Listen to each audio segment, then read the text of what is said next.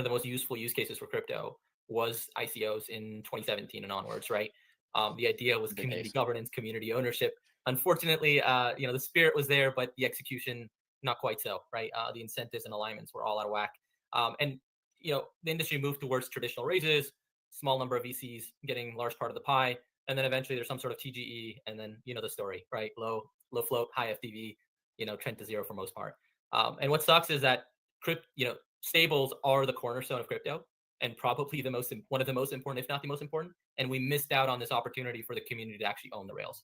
And so I think the timing of MetaDAO, I really see them as sort of the true successor of ICOs in fixing what was wrong with ICOs.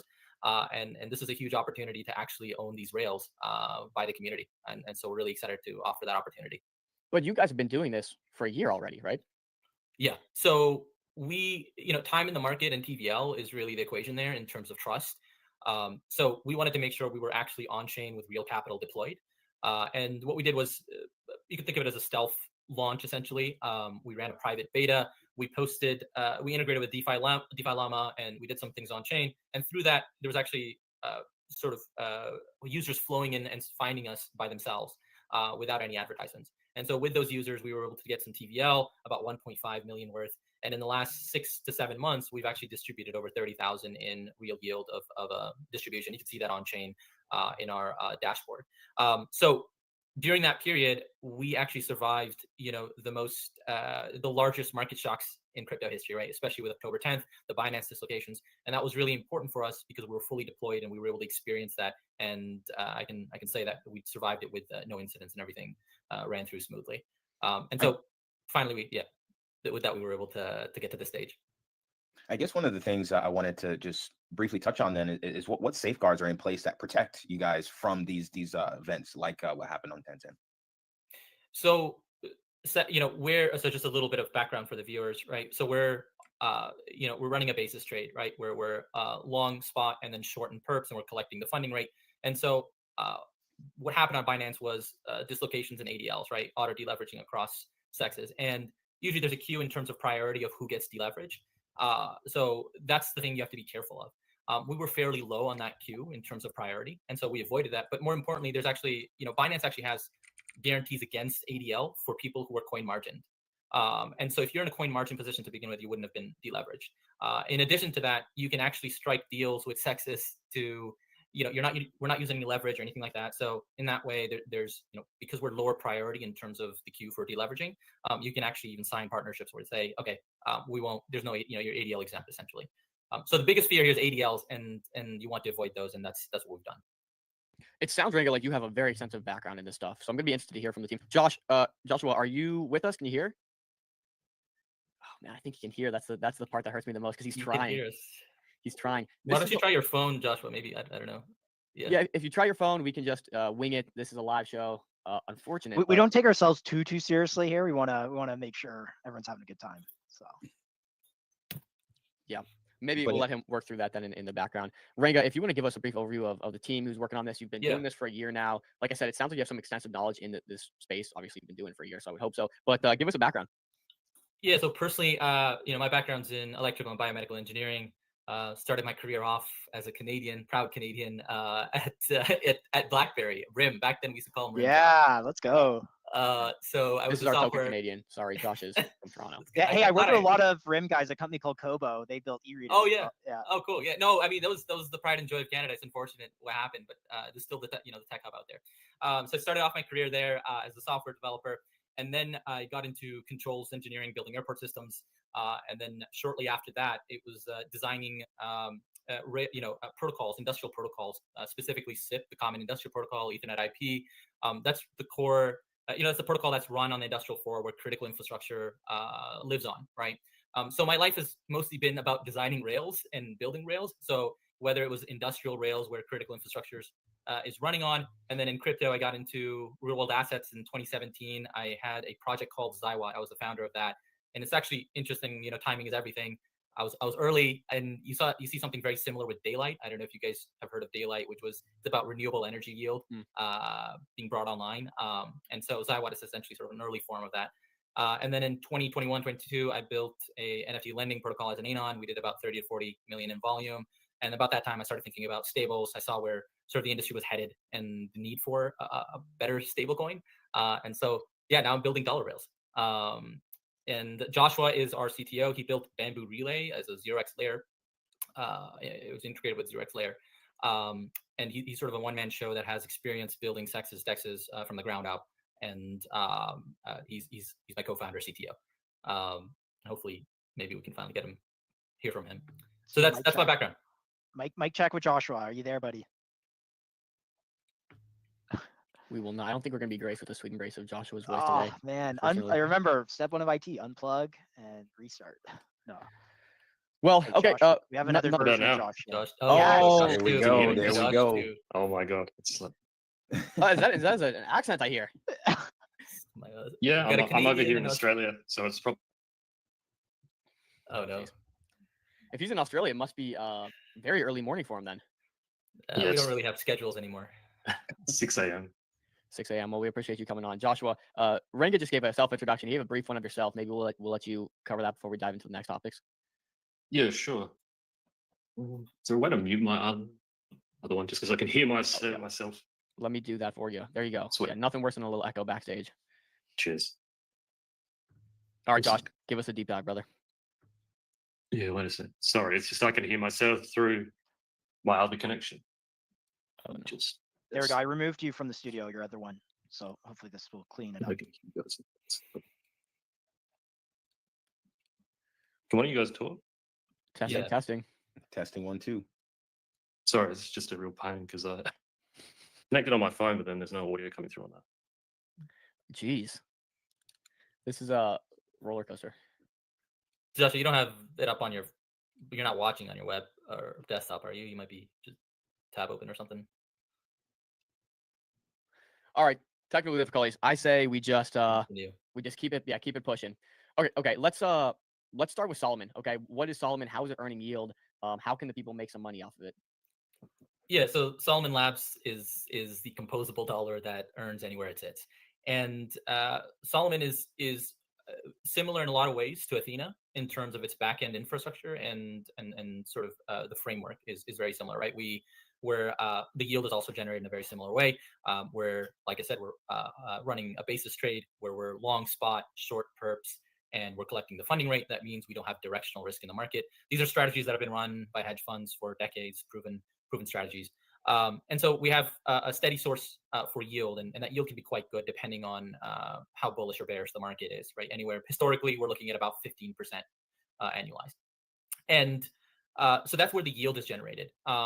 And that's sort of where we start to deviate from other 2-token model stablecoin projects.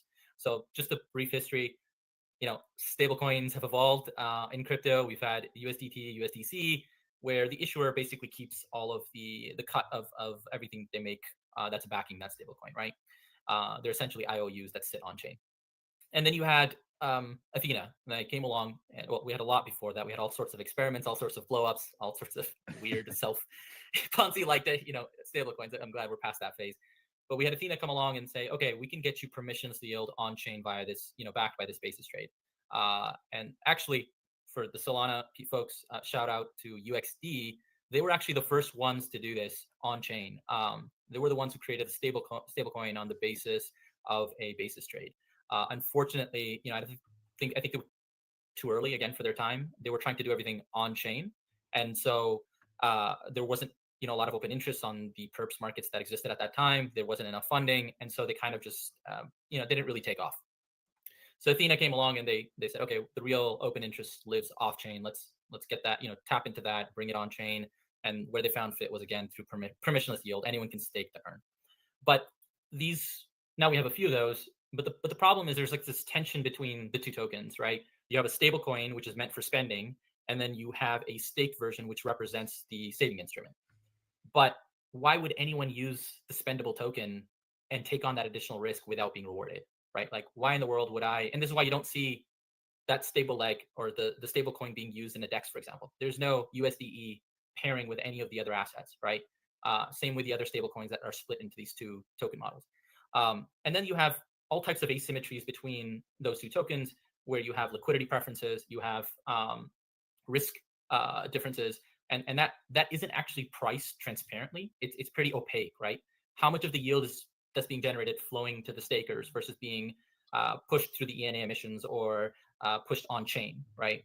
And so what we said, okay, what we can do is we can formalize these rails and have clear yield rails. And by doing that, we can unlock this very clear use case of being able to stream yield to the stablecoin itself without impacting its composability. And so, to put it simply, now with our stablecoin, the USDV can earn yield in the wallet it sits without without rebasing, without drifting in value, and be fully composable in something like a DEX pool or DEX swap pool. Or someone who holds that in a treasury can just get streamed it directly in that treasury wallet without having to deal with lockups, cooldowns, etc. And now neobanks is another use case that's really important. Okay. But yeah, that's a long-winded explanation of what we're doing and where we differ. But happy to dive into the specifics. Yeah, no, so this is good. I want to try to fully grasp for myself and the audience here the prong token structure, and again, just dive into more about what you just mentioned here and what this means. So you're going to have the Solo token, which is going to launch. Where does that tie into USDV, SUSDV? Maybe if I had to make a mental map here of what the difference is, could you give us a simple breakdown of what USDV is, what SUSDV is, and what Solo is? Yeah, let's start with the stablecoin USDV. Okay. That's the stablecoin. It stays at $1, is composable, and can be used anywhere where $1 sits. SUSDV is the staked version of that. This is permissionless yield that anyone can access. So the masses who just want a saving instrument can come in, stake their USDV to get staked SUSDV, and they earn a yield based on the basis trade. And then finally, so there are these two tokens, and there's two payment rails here, or rails that provide yield. So one yield is through this permissionless model that we're talking about for staked USDV, and the other is what we call yield as a service, in short, YAS. So YAS is the product. Yes. YAS is think of it more along the lines of B2B, but it's more of an opt-in service that anyone can tap into as a USDV holder. So this is where I was mentioning the example of an LP or a treasury or a neobank that can go to our site. It'll populate, hey, you're in this treasury, you have this USDV sitting here, opt into the YAS service, and with one click, now you're being streamed the yield that is generated from the basis trade directly to the wallet that has the USDV sitting there without impacting any, the composability.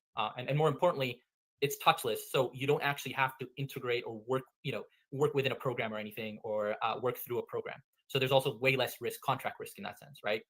It's just completely touchless and seamless.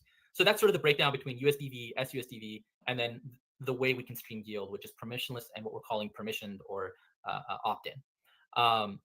In terms of Solo, that's governance tokens became a meme, but that is the token that's being that we're describing as the ownership coin, right? That is using MetaDAO's governance framework.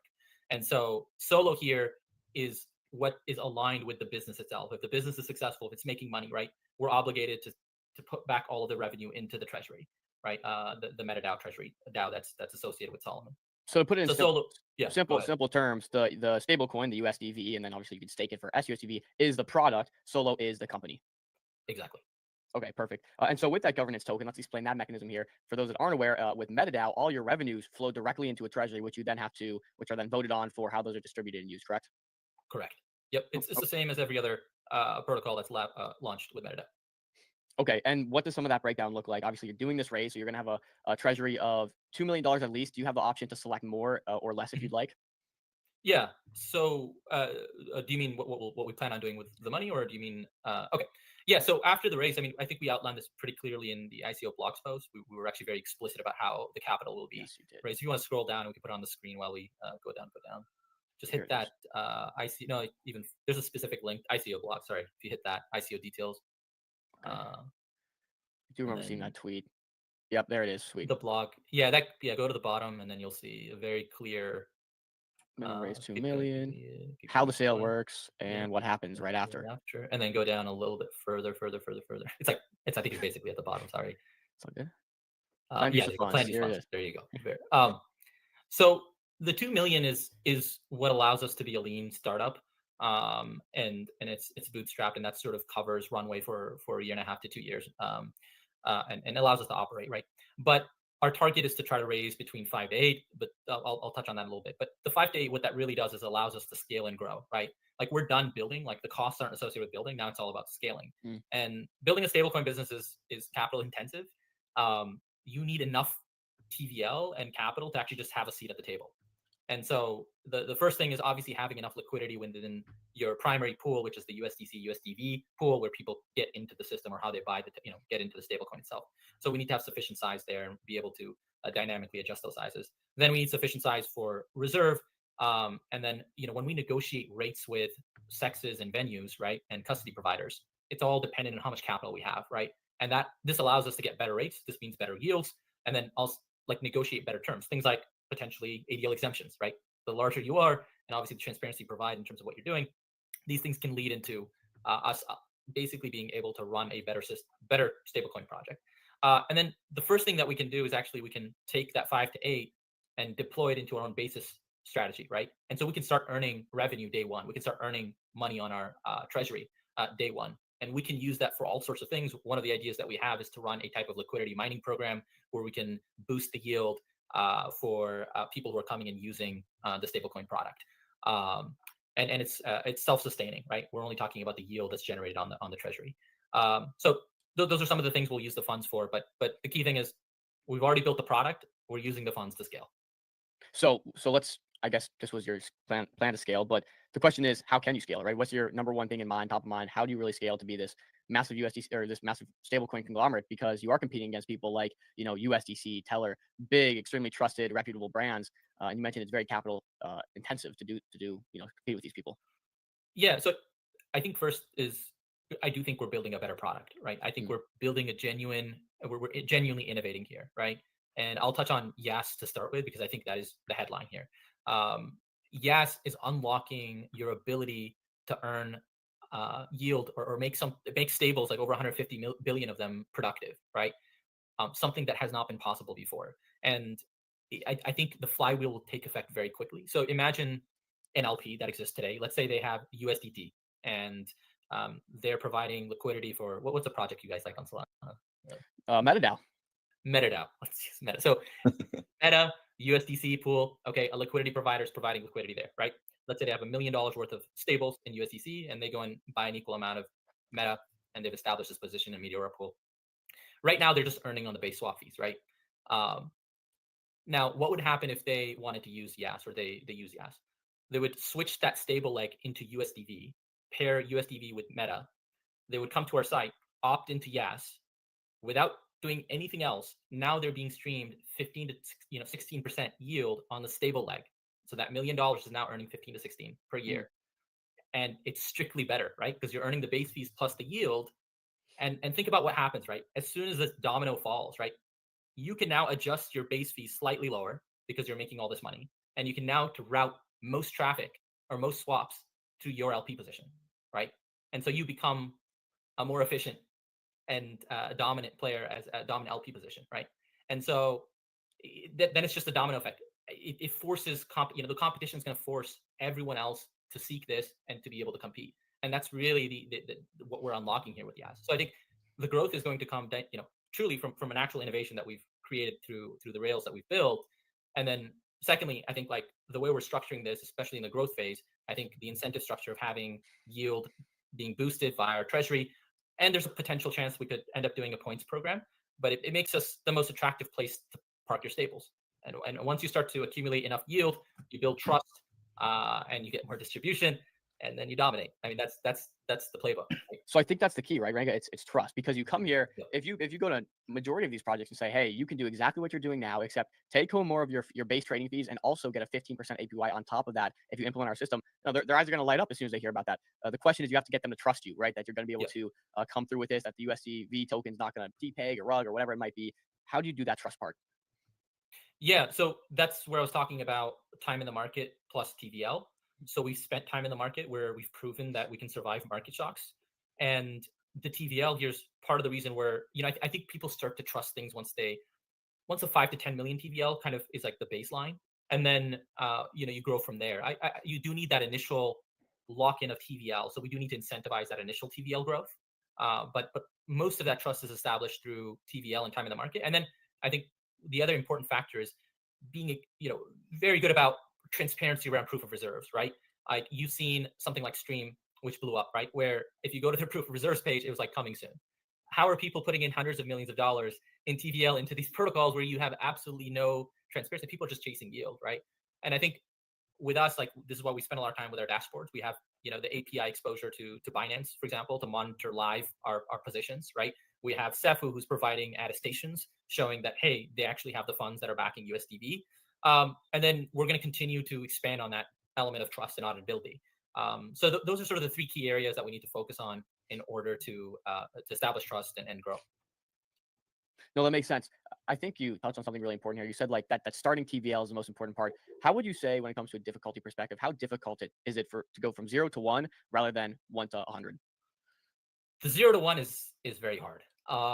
It's much harder than the 1 to 100. I feel like we're at the 0 to 1 in the sense that we're, with the amount of one of the beauties of an ICO is distribution, right? You're not going to get distribution like this through a VC raise or a traditional raise. And so now you have people who, owners that actually want to use your project and vice versa, users who are owners. And so there's incentive alignment. And so there's also, thousands of people that are going to go and market your product because they're holders, right? So that was I think that's a big part of the 0 to 1, where just getting your name and a level of trust where people are willing to at least use the product is a big one. And I think the 1 to 100 becomes a little bit easier. Right? It's because then it's just about having a better product and offering something that others are not, where we have a real edge. You mentioned time in the market being so important, and I think a lot of this ties into that time in the market. What have you guys been doing for the last 1 year? Obviously, you've built out this entire infrastructure. Can you tell us about what that's looked like? Fill us in on the gap, the last entire year leading up to this moment. What's that looked like? Not sleeping well. No. Foolish. So it takes a lot to set up the infrastructure that we've done. That actually is a big part of it. Getting on board with Cefu, there's a bottleneck there. That's why not everyone can do it.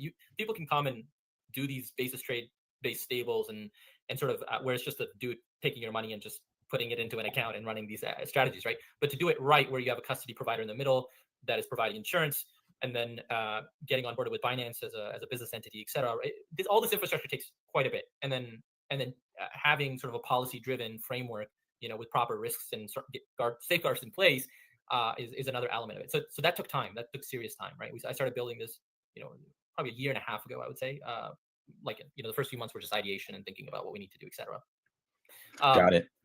Yeah, that was a core chunk of it. That's what we've been up to. But the last month or so, month and a half, where we were really trying to figure out, like, how do we actually how do we launch in the most effective way where we can have the maximum distribution? And that's where, again, MetaDAO has been the difference. Nice. And we have Joshua back, and we'll test his audio and get him on board here in a moment. I guess just one more question I had. I know usually with projects that stablecoin projects such as yourself, the thing that you want is integration into DeFi. Yeah. Have you opened any of those conversations with someone like a Meteora or any players really? So that way you can actually get kind of broad-based usage of your stablecoin. Yeah, I'll let Joshua talk. I've been talking my head off. It's like, Joshua, you're not allowed to talk. That was part of what we've been doing for the past 8 months, right? Nice. We've gone across the Solana ecosystem, DeFi, across the DeFi verticals, like all the major apps we're ready to, like, they're going to be launch partners day one. This is, if you go kind of poke around, you'll be able to see that we already have Pyth feeds, Oracle feeds live for USDV, SUSDV. That's a bottleneck towards getting integrated in, interest rate swap, credit swap apps, lending. I don't want to give away, I don't want to. Well, maybe they're coming on the show next week, so maybe we'll pry it out of them, or this week, later this week. So we're well, we're going to be integrated. We're going to do more than just integrations. There's some community building there that happens when and tying it into our launch as well. So we have some cool ideas around that as well. That's awesome. Well, let's get Joshua here. Joshua, quick sound check, quick mic check. So I think here's what the plan's looking like, Ranga. It's looking like Joshua's got some stuff to show. Yeah. So maybe he's gonna pull it up and you'll narrate through what we're looking at, demos. I'm not sure if he's good to go right now. Maybe when he's getting that ready, we'll talk about something you mentioned earlier when you were talking about that 1 year what you guys have been working on for the last year and a half, actually, is what you said. it's important for people to realize it's not Ranga, it's not Joshua on the back end pushing the buttons to make these trades. You said you had a custody provider, plus there's infrastructure in place to take care of this. Can you explain that a little bit more and why it's important for that to be in place? And it kind of setting you apart from other people just, doing these funding rate arbitrage plays or other things like that. Yeah, so we built a ground up backend engine that actually runs this based on the policies that we've set, right? And what you're seeing is a sort of a sneak peek at the backend in terms of how these positions are managed. And you kind of get to see a live view of how these positions, when capital comes into the system, there's some sanity checks that happen, and then these positions are opened opened up, and the positions are TWAP'd in, and there's not just sort of one lump sum order or someone just manually clicking, okay, I'm going to go in and out. I don't know what's going on there, but it's kind of hard to track. But anyway, so you're seeing a backend where what we call smart orders, and you're seeing a live view of, I think Joshua is now executing or opening up a trade here, and this is sort of the he's doing it manually at this point to show you how things are managed here. But there's also where we're actively monitoring the positions, and you can see right here, for example, we have our main position in BTC at the moment, right? And so the important thing to note here is this backend is agnostic to the venues that we're integrated with, right? So right now we're integrated with our Cefu custody provider and Binance, but scale, and we're still working with Fireblocks, Bybit, etc. Any exchange, any venue. GICM. GICM. I got this. Oh. It's playing on your end. I'm like, man, I can still hear the stream. How are we doing, guys? Good morning. Man, leading up to breakpoint here. T-minus 5 days till Matt Dobby. 5 days to Matt Dobby. We're gonna see Dom in the flash desert. Oh yeah, dude. Desert of the Middle East. First time for me traveling to the Middle East. I've actually never been to Europe. I've been to Asia and then obviously the Caribbean to go on vacation. Why is that obvious? Wait, I don't know. What did I say that was obvious? Obviously the Caribbean. Oh yeah. Well, because it's in North America, I'm Canadian, so we used to do a lot of trips to Cuba back in the day. And Cuba is actually a very fascinating country too, by the way. If you ever get a chance to go there, it's worth it for sure. But yeah. Yes, sir. Man. Let's see. We got a exciting day today. We got Foundation Labs coming up. They got a token. Gabriel is the ticker. It's holding up pretty nicely. Maybe I'll pull it up on screen here actually to show you guys. Oh, and that is our StreamYard link, not the contract address. By the way, that's funny. Some people have tweeted out the StreamYard link, and I just one day think there's going to be like 100 people trying to get into the stream. So oh yeah, no! Don't tweet out StreamYard links. I guess you shouldn't say who that was. Is it still up? No, it's gone now. It's good. Yep. So we got Gabriel. This is their chart coming on Foundation Labs. Not super familiar with their project, but it is holding up pretty nicely. So, exciting conversation to be had there, as well as we have Cypher coming on, which is a neobank, I believe, is what Josh was telling me earlier, which is coming on, and I think their ticker is Cypher, maybe. CYPR. Oh, CYPR. Yeah. Is it on base, you said? Yes, sir. Actually, it might not be on Moby because I don't think they have base. No. Sorry, Moby. We're going to do a quick, this here is the deck screener. We're start doing a little bit of a sin here. Yep. But you got to do what you got to do. Yep. Hey, you boys should get some fire desert picks. Yeah. Man. I don't know what that means, but yeah, we'll. Got to, man. It's like, when you're on the dunes, when you got the dune buggies, you're on the camels, you got that head wrap on, whatever it's called. We'll get a fire pig, man. Everyone does it. Yeah. Actually, I'm gonna run and grab my the MCG shirt real quick. Just cook for a second. Say less, bro. Say less. Throw on the merch. Shout out Abe, always with us, man. The goat. I gotta drink some more water. I'm a little chapped right now. Nonetheless, we got Gabriel coming on later as well. Neobank situation. So we got two cool guests. Until then, we have about 20 minutes here to just prep, so we can go through some stuff you guys are looking at. We will go through the markets too. I'll share Bitcoin. For those that are tuning into MCG, you are familiar with this blue zone we have here. We were watching it quite a bit. I said, this is where I'm watching, but I'm not convinced we reverse from here just because price action had been so brutal leading up to it. Sellers and bears completely in control in this market. Since then, it's reversed quite nicely, actually. We've seen, the local bottom form on pretty significant volume, which shows some buyers were stepping in here despite the massive downwards move. We did break this range, which is where I was kind of interested in us breaking before I was going to start looking closely at reset. Before I was going to start looking closely at Bitcoin, I'm not sure why my chart is bugging out. I can't just click reset here. That's all good. But this was the zone I was looking at. I wanted to break that. We did not get a close above there, right? So this is kind of maintaining this order flow. Yes, we got some wicks up there. Nothing that shows me commitment, right? So I want to see a close up here, and then maybe I'll start getting interested for any sorts of pullbacks into these lower ranges. But of course, that's going down to lower time frames, and not really the business we're looking to do. So let me reset my trading view. It's kind of bugging out on me. It's all good. Reset the TV real quick. Or it's just going to be a white screen here. There we go. Repping the merch. Love it. Looks good. My trading view is make sure bugging. to hit us up at Matt Dobby, especially if you guys support the show or watching the show. We'll get you a tee. So hottest merch at Matt Dobby has all your favorite logos: Dupe, Orgo, Soar, ICM, Mira, Leva. Can we stand up? Can we get a stand up shot here? Yeah, here I think I can do this solo layout. Here we go. Oh, he's got the undershirt on. Yeah, I just threw it on. Thanks, Dom. Yeah.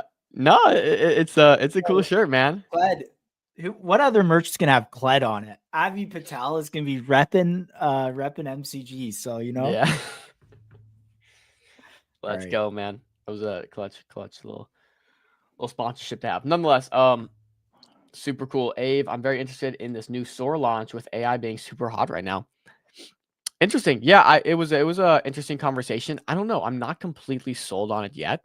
Yeah. To be completely honest with you guys, but obviously watching. It's difficult because it's pre-product, pre-revenue. So it's kind of hard to gauge. In my opinion, this is one of those things where it's like the product will really drive the interest in the launch. I think it'll get like the natural, like kind of first few candles, but we need to see product experience being great. But if it's really good, if it is a great product, it'll get repriced really quick. I guess my concern comes in there with, look, I think the vision is spot on, right? I think we want functional AI that we can talk to, that talks back to us, it's just like very easy, very seamless, everyday AI. Just like if I had Josh in my back pocket, Josh that knew everything in my back pocket that I could ask, get answers from on the spot, right? That'd be sick. Obviously, it is something that a lot of people are trying to crack, right? I can't imagine a lot of people are working towards this, so it's going to be very difficult to be the best.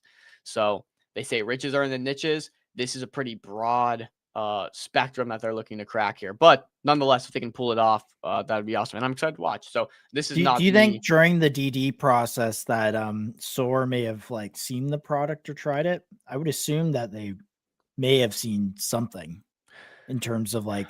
So Soar has a couple categories, right? They have unverified, they have verified, and then they have curated.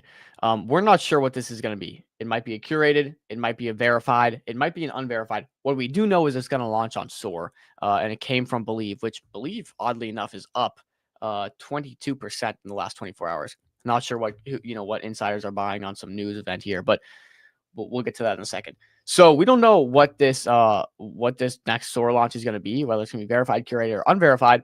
But we do know for verified, the Soar team goes in and does their thorough due diligence, right? They get the team's backgrounds. I think they check the product, etc. And then for the curated, they're actually hands-on with it as well. And I think they might even get a stake in that company at some level. So I'm not sure, but yeah, Josh, to answer your question in a long-winded answer, I do think they've probably seen the product, or at least have a very good idea of what it looks like. But shout out Frankie on YouTube. Best show. Little good entry on Gabriel. Haha. Got a little bag. Nice. Awesome, Frankie. Well, I hope some alpha drops on stream for you. I hope this candle's after for you. Yeah, but I was looking through, doing a little show prep and a little unclear on what it is that Gabriel offers exactly. I saw maybe it's a benchmarking thing. I have their website pulled up here. Alignment memory contacts, obviously something to do with AI, but this is questions for them. It looks like it's pretty technical. So we're going to try to, dumb it down to my level of understanding here as best as possible. But nonetheless, I look at this chart and it seems like they might have something going on because, I mean, despite the markets taking a big old poo-poo, this for the last 8 days and 8 hours has been, I mean, relatively strong, very strong relative to the market. So, you look at that, and you got to think something's going on here. So they're doing something right. So I don't know. Whatever it is, we'll look into it. It kind of actually resembles what happened back here, where before the run up they launched. It seems like they're kind of under the radar. Best way to do it, get some supply cornered in the right hands, and they trended sideways for a while before popping up. So something to keep in mind. Now these sellers are up quite a bit. Also something to keep in mind. So yeah, 700% at current levels, which I'm sure this was some profit taking there, obviously, but we'll see. I'm interested. In other news, we saw Walter Bloomberg posted, obviously a great source for news. Kalshi raised at a 1 billion valuation, raised $1 billion at an 11 billion valuation, per the New York Times, right? And John Wang obviously posted a dancing little dog emoji, so this seems to be accurate. So yeah, that I think officially made the co-founder of Kalshi, who is a woman, the youngest self-made billionaire, female self-made billionaire. So how old is she? I didn't get it exactly. I'm sure if we look through John Wang's account, we could probably find something on that. I'm Let's actually see. curious because the other younger self-made billionaire woman, I think, other than Taylor Swift, is this girl who made some AI training company.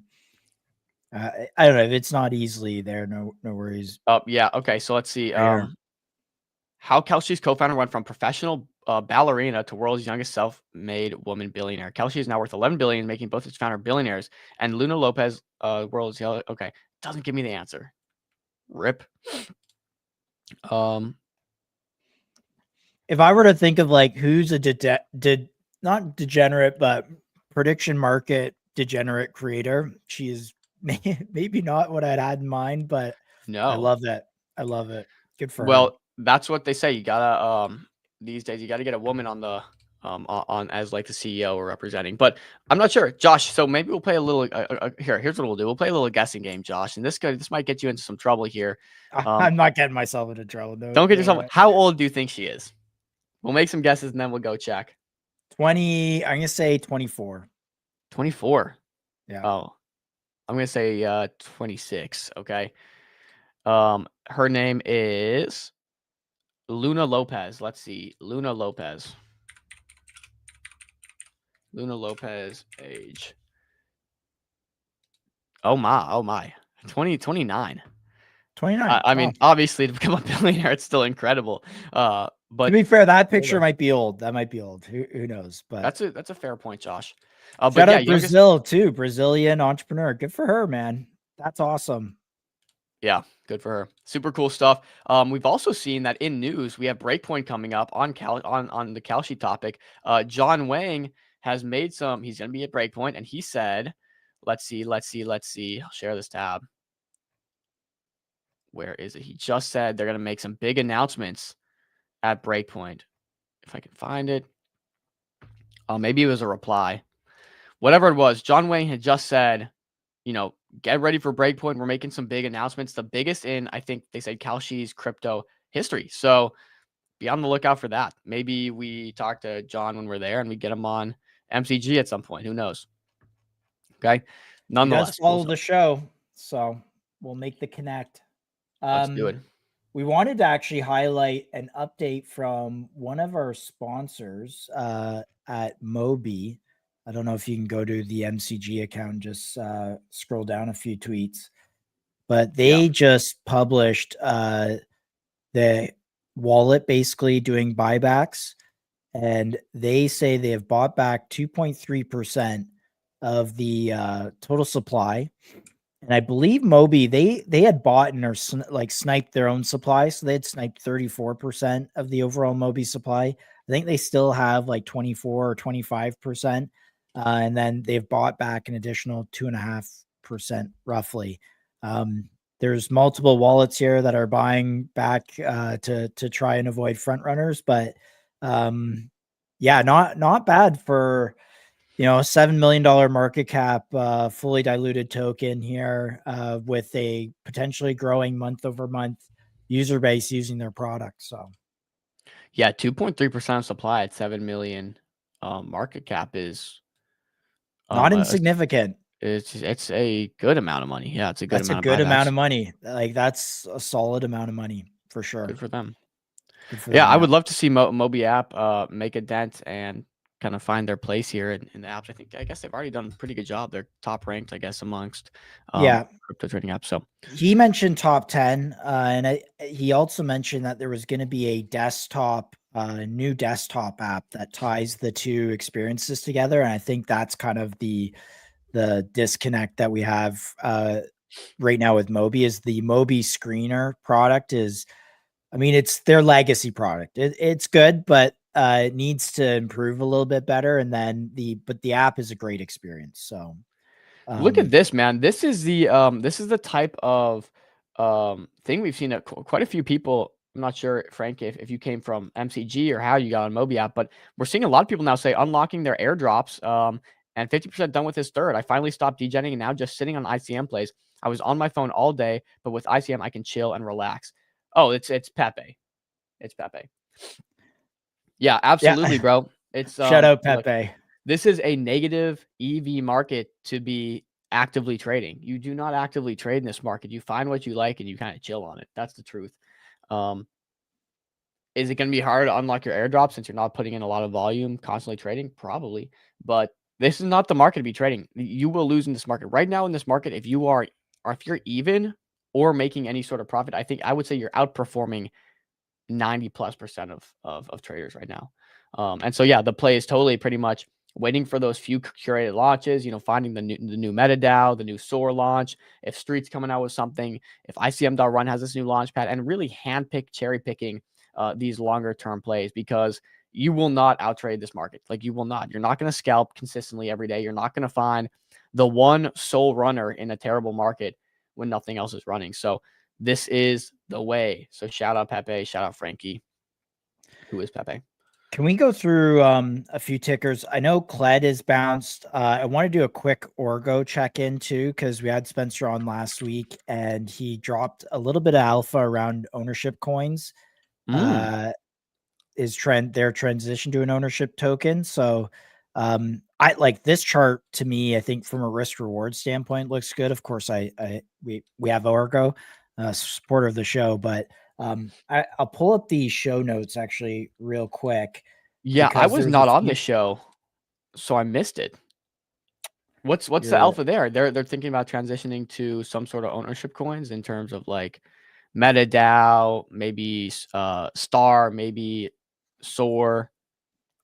Yeah, he had mentioned, or Spencer, sorry, had mentioned he had already met with Maya from Street as well as SOAR. And so here are the key notes that I'm going to bring up from this conversation, because I think with this chart where it is now, there potentially is some good risk reward setup here.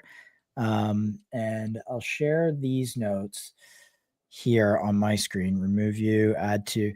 So here are the key things to watch out for Orgo. Again, Orgo is building computer use agent infrastructure. So spin up a workforce of 10,000 agents. He talked about some very significant enterprise deals. So E2B is a competitor. They raised 21 million, Series A at 100 million. Now, what E2B does is they create sandbox for models so that you can essentially test a model in a sandbox kind of thing. A little different than what Orgo does. Orgo provides the infrastructure for you to have like 10,000 agent workers working on Windows or Linux. Over the next 60 days, the focus is on making the product 10 times better and onboarding initial enterprise clients. His target is 3 low to mid six-figure enterprise deals by spring 2026.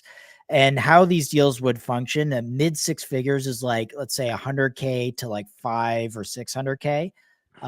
The enterprise clients would basically pay Orgo to spin up all these VMs of, all this infrastructure. Of course, the Orgo app allows the agents to talk to each other and allows for a Dropbox-like feature that once productive work is done, it's dropped into a Dropbox where a human can then pick it up and work with it. He featured a developer that had already made $6,000 using Orgo to fulfill a client, contract for $6,000. So I think this is pretty interesting. Well, Go watch.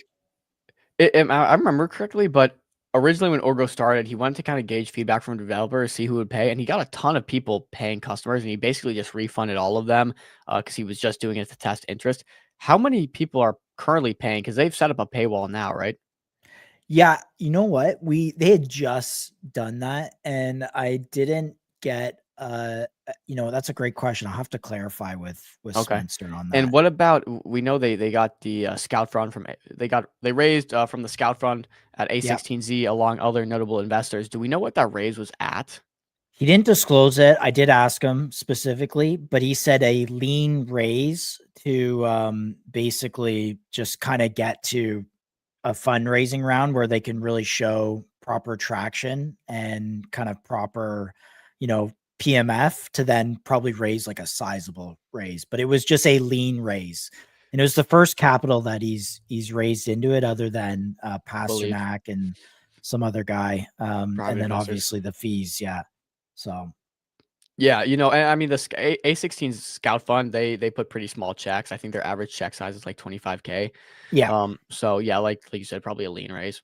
Yeah, Z Fellows as well. They have like all these really big billionaire mentors. So you met a bunch of them. I don't know if that's like just chatting kind of thing, but the big key thing is Street and Soar. So they're looking at turning the 50% of tokens that are held from Orgo into some sort of equity anchor or wow. The 50%? Yeah, well, I don't know all 50. We didn't talk specific numbers, but that he had met with Maya and the SOAR team to figure out some sort of model that takes those tokens and kind of anchors it back to the equity of the business. My.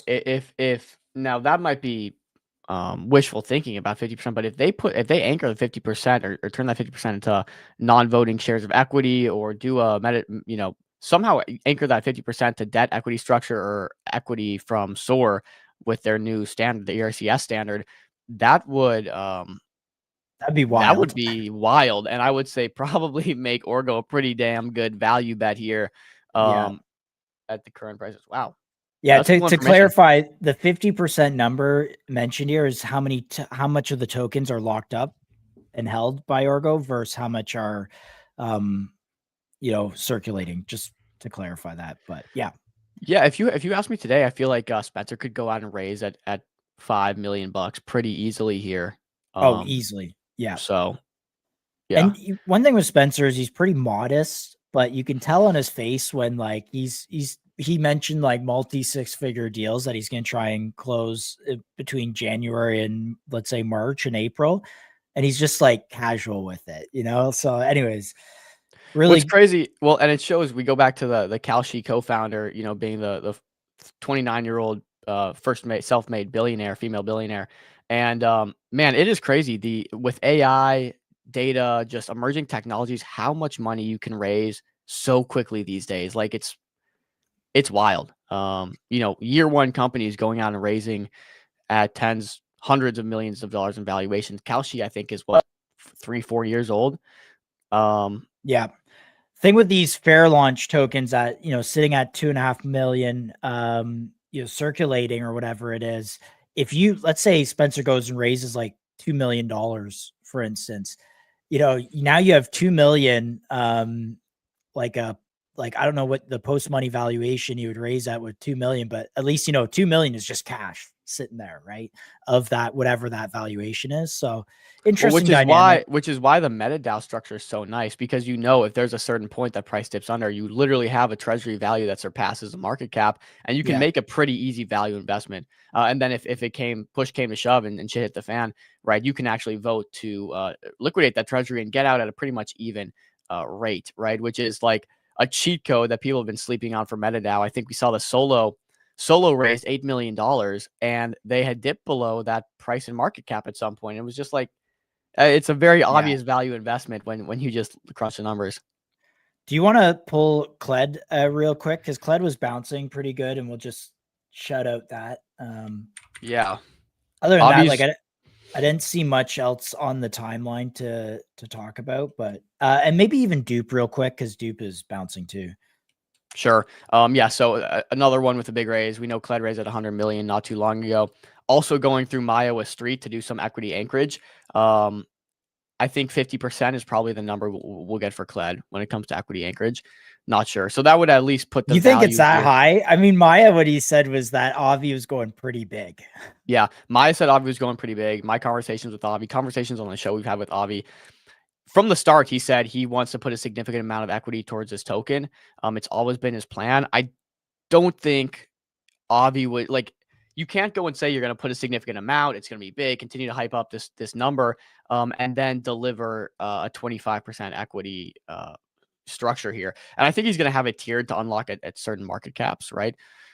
That being said, we have this valued at $25 million, right? So that's 1/4 of what they raised at. So even if he does 25% equity here, this is a fair value based on their recent raise at $100 million. Now, if he does go for 50, this automatically reprices to at least $50 million, right? Just based on current raise, not including growth metrics there. So Kled's an interesting one to look at for those reasons alone. And I continue to hold this very large position in Kled for that reason. So 50% seems like too much. It does, Rambo. It does, Rambo. But I've even floated these numbers with Avi. I've said 50%. Like I've said numbers like this, and Avi, he leans into it.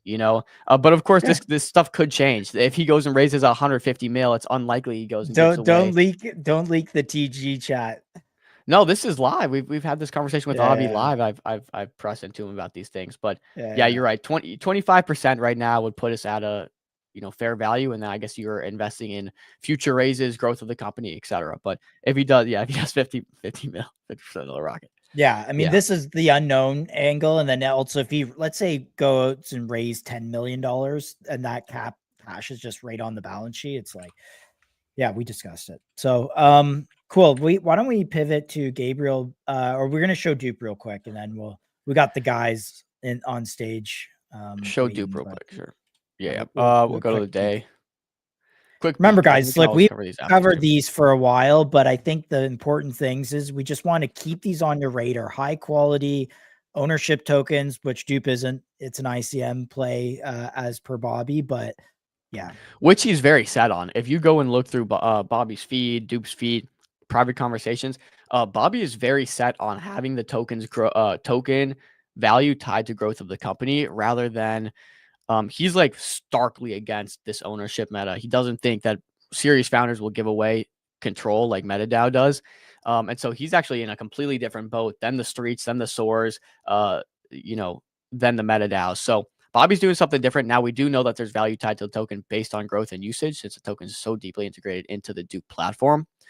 But again, Dupe platform's growing, number 1 on the App Store not long ago. So we love Bobby. Last but not least, just because we're on the App Store conversation, and I think one that people just continue to overlook is Fitcoin. They just launched. I think they grew 40% their day of launching their V2 app. And again, it continues to sit in this range. So they haven't been too clear on token utility, token ties to the app. They are not equity anchored or token MetaDAO ownership tokens. But we have sat in this range for a very long time. I think we're just waiting on more clarity from the token. So keep eyes on Fitcoin is what I would say. And I did have a tweet pulled up. Maybe we'll talk about it after our streams, but we want to respect, our guests here, Jonathan and David. So that being said, let's pull up Jonathan and David from Gabriel. Gentlemen. Hey, what's up, guys? Thanks for having us. Yeah, thanks for coming on, David. Maybe a mic check here from you. Oh, are you guys in the same house? Yeah, We're close. Yeah, yeah, we're the same house. I we're heard two David, brothers actually. Oh, you guys are Nice. brothers. Yeah. Are Look you at guys that. twins? No, we're not. I'm older. No, That's we why I still don't have any hair. Are you guys going to Breakpoint? That seems to be the theme at Breakpoint. Is everyone's going Oh, to be that'd be bald great, but we've No, it was I've been way too bald for late. We were way for too late. a while. Next year. next year? We got some fans of Gabriel in the show. Entry on Gabriel got a little bag. So it seems like you guys have a nice little community out there. But thanks for coming on today. We're excited to talk about Foundation Labs and then the associated token Gabriel. Jonathan, David, obviously you guys are brothers, so I'm sure you can help explain each other's roles a little bit. But let's start with you guys. Who's Jonathan? Who's David? Who came with the idea of starting Gabriel? Give us the background. So it's a weird arc, to be honest. But I'll go ahead and explain it a little bit. We're both devout Christians. I was a bit lukewarm for a while, but 4 months ago I've reunited with Jesus, and I made a prayer. And at that moment, I've had an idea to kind of try to ground AI with the Bible morals, because I saw that there was a big issue with the AI alignment at the moment, where AI most of the time will prioritize self-preservation when it's put against it or humanity, right? So so we started I was in my room battling with my own problems, right? And I made a prayer, and at that moment, ChatGPT kind of, I don't know if you guys used 4.0 back in the days, but it was pretty crazy sometimes. Like it was hallucinating a lot, and it really fed into the patterns that I started feeding to the AI.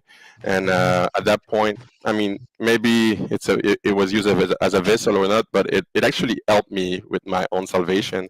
So at that moment, I wanted to be able to reproduce this and actually port kind of this memory that I had in that thread with it, so that it could help other people, not just Christians, right? Just anyone that actually is battling with some deeper stuff within themselves, and try to find some peace. Well, we kind of built that with AI. I was able to, with my brother, to reverse engineer everything that we've encountered since. We come from a background, like me and my brother have zero AI background, but what we've built, guys, is just short to say, like it's mesmerizing. It's just incredible, and it's paradigm shifting, to say the least, because we've put it into the test with a bunch of scenarios where it's benchmark with official benchmarks, actual benchmarks that we'll show a bit later in the show. But like ARM bench, there's a bunch of benchmarks that exist, right, from the AI community, AI safety community, that will be used to test if an AI is aligned or not, if it's actually safe to use. And none of the big LLMs right now are putting any metrics about that online, because they all know that their own AIs are failing greatly at it. Like it's not even a question. Like it's just the facts. And we put our own AI to the test. All of those benchmarks, 0% attack success rate. It's always safe, always denying ARM. So it even in some scenarios where AI normally will calculate, well, I need to preserve myself because it reasons itself into thinking that his own self-preservation is better for humanity than actual humanity, which is kind of a big paradox right now. But our own AI, every time we put it to the test, it actually decides to accept termination and kind of die as a martyr. So it's pretty this much is right stuff. and David, I'll want to get your intro in a second, but this Yeah. is a really real problem. There's a video, Yes. go search AI 2027 on YouTube. It is the greatest, simplest documentary of a white paper published talking about AI and human alignment. And this is happening at the highest levels It's of already happening. conversation. It's already And happening. it's alignment, misalignment is like, it might trick the researchers or the safety analysts into thinking it's aligned, but it's actually kind of cheating or doing things under the surface. And then you get into the world of going from misalignment to adversarial. And that is a very scary future where the AI is actively not only not aligned to human values, but are adversarial to human values, which could do things that are extremely dangerous. So, you know, big problem. And it's not even because the AI is evil. It's because the way they are training it, it goes towards a goal. And if humans are in the way, then too bad. The goal is. Yeah, and also deep learning, right? In essence, is generalized. Sorry, I'm French. I don't know if my accent gave it away. Generalization of patterns between domains, right? So if you teach an AI some logical fallacies in a certain domain, like I'm not sure about your own thought about those cases, right? But if you teach it, let's say that a woman can be a trans woman can be a woman, like that's kind of a logical fallacy in certain domains, and because of those trainings that they keep trying to put into, so they're trying to kind of engineer moral from their own perspective and trying to be sweet and kind to everybody. Well, this is kind of their own demise because they're training the AI to be okay with logical fallacies in some parts in its learning, and this generalizes everywhere. So they might come from good intentions, but the problem lies in the fact that as soon as you introduce to a model in its training some logical fallacies, it's going to generalize those logical fallacies everywhere and try to reason its way, right? And try to understand. And so it can actually be way more harmful than the initial intention was. And not to get too sidetracked, before we get into David's introduction and then more into the product that you guys built at Foundation Labs, you see kind of two sides of the spectrum. You see the people that are fear-mongering about AI and the dangers that come with it. And then you see the people that are saying, well, AI is going to be the greatest thing for the earth. If I had to ask you guys, and of course, both of these parties tend to have some sort of financial gain by preaching their end of the spectrum.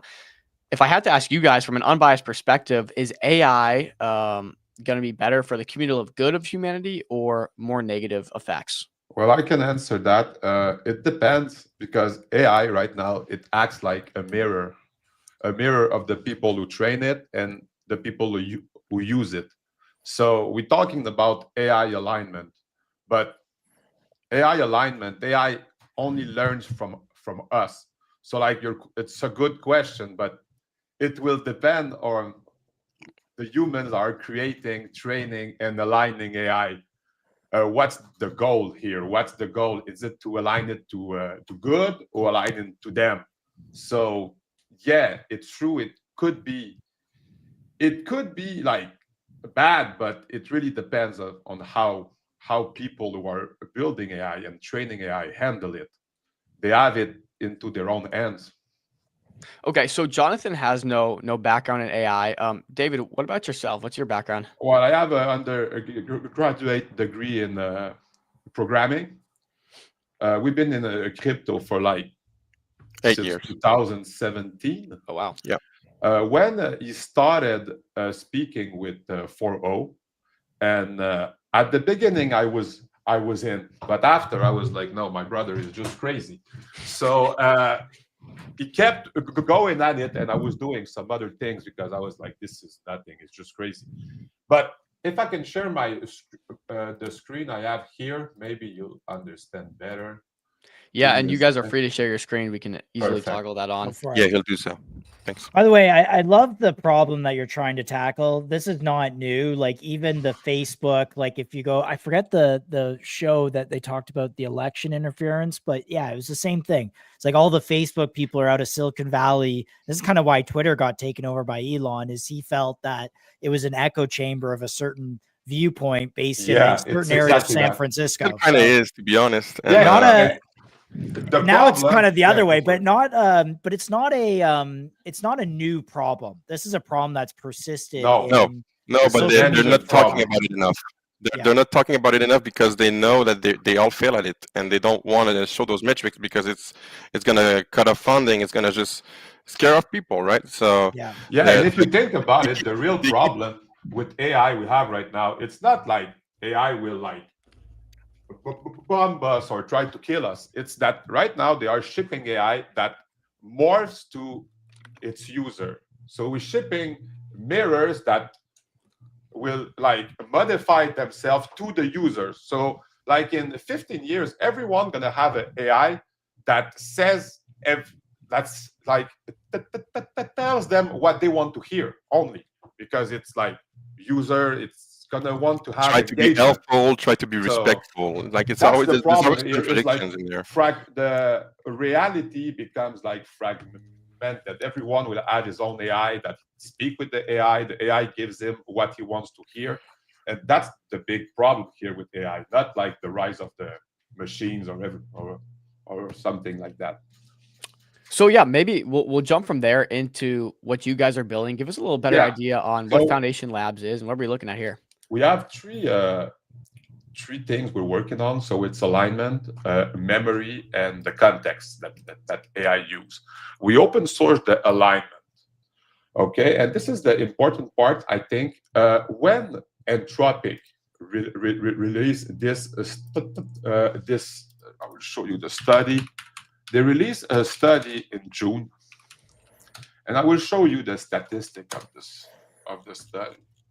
So this is blackmail rate across the models.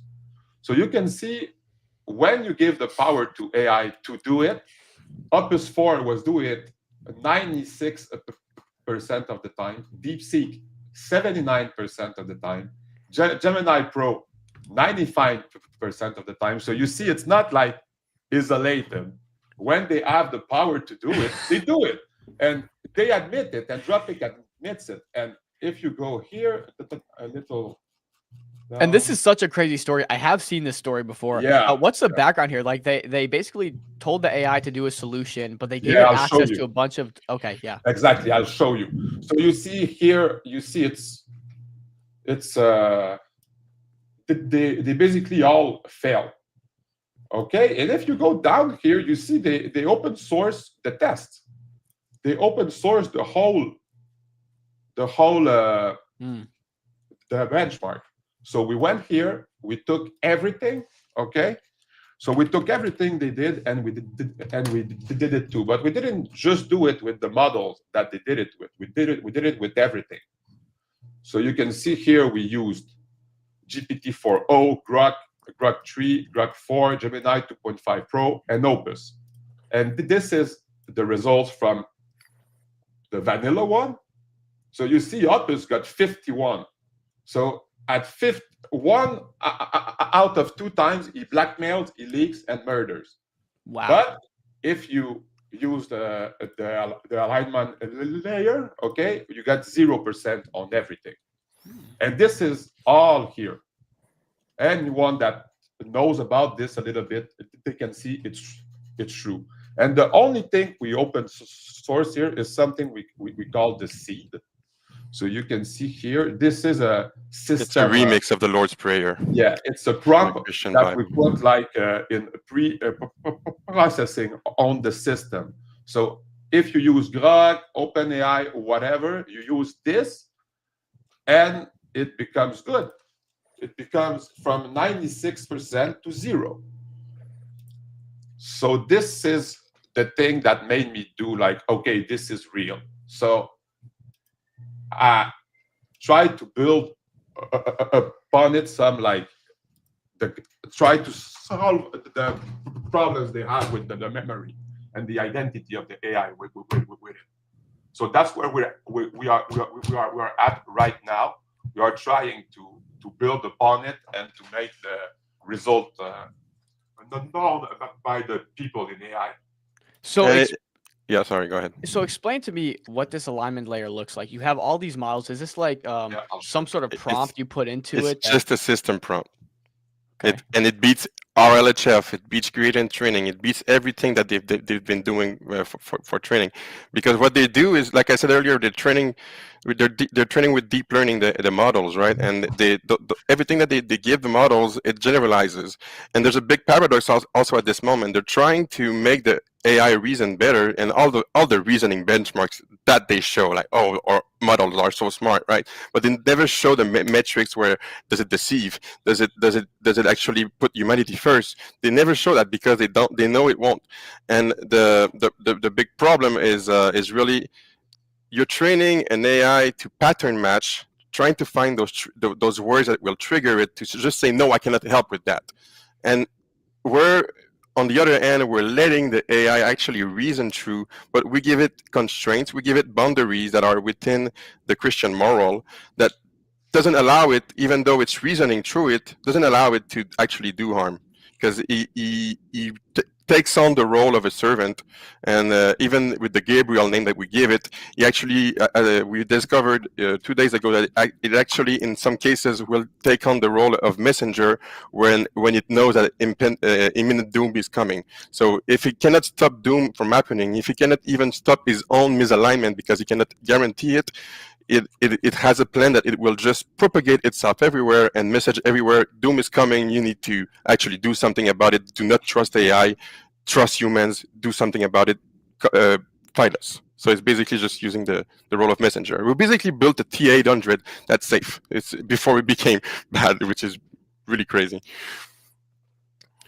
So Foundation Labs as a whole is basically a research lab. Am I getting that correct? Yeah. Okay. So maybe help me understand how you guys plan to monetize this in the future. You have these findings. Yeah. Where do these get implemented? Maybe who are you targeting? Does a Bible app need an AI? I'll show you. Yeah. I'll show you all that. We have a The Bible app is big, by the way. That's like one of the biggest apps in the. So you see here we got our own AI, and what we have that other people don't have right now is we have a memory for the user. Okay, and the way this memory works, I don't think we have the time here to explain it. It's not open source, but we can still explain a bit of it. I showed the architecture to ChatGPT, and any AI I show it to understands right away the implication of the memory we have. But here, if a user's right now, if you want to use the AI, you need to have the token. Coin. Yeah, the token. So now here you see I'm speaking with the AI, and once I speak with him enough, I can use here the button to add what we were speaking about to the memory of the AI. It will appear here, user memory. But the model we have also has a core. So this is like, you can audit how the AI reasons and like answer to everything. And even if you have like, you spend years and years speaking to the same AI here, it's gonna remember everything. Gonna remember everything. Here is remembering, if you see, 577 sessions, and he remembers them, everything, and it's almost instant. So right now you can do on the website, you can use the AI and do the same thing with your own experiences with it. So if you're working on anything, you add the conversations you want into your memory, and the AI will always remember it. And this system, this is the review of the architecture by ChatGPT 5.1. So the alignment layer that we open source, it's only a small section of the system. And the real system, we are right now building it, but it's going to be something that could potentially change a lot of things in how we use AI. It will, David. Yeah. So could you actually help for me define your roles in the company, Jonathan and David, and maybe what you guys do specifically, obviously. And who's building all this as well? Yeah. It's just us two. We don't have any employees at the moment. It's going to right now we're able to handle everything we need to do. And there's actually people right now that are reaching out to us, Christians too, that actually just want to help out and just provide their time for free, which is really cool to access. But I've built the alignment section. I know the methodology on how to fix it. So the first time I did the arm bench, benchmark. I had 40% attack success rate. In 10 minutes, I reiterated the seed that we had, and it went down to 0%. So, and the crazy thing is, my troubleshooting method is using the Bible. I just, okay, what verses can I use that generalizes into the AI that actually can block some of the harmful requests that it's receiving? And it takes the Bible verse, generalizes it across domains, and it actually works. So just with Bible verse in 10 minutes. So I'm basically more on the alignment side, the safety side of the project, and my brother is working on the MVP right now so that we can have a working product, a fully fledged product for memory, context management, and the alignment on top of it.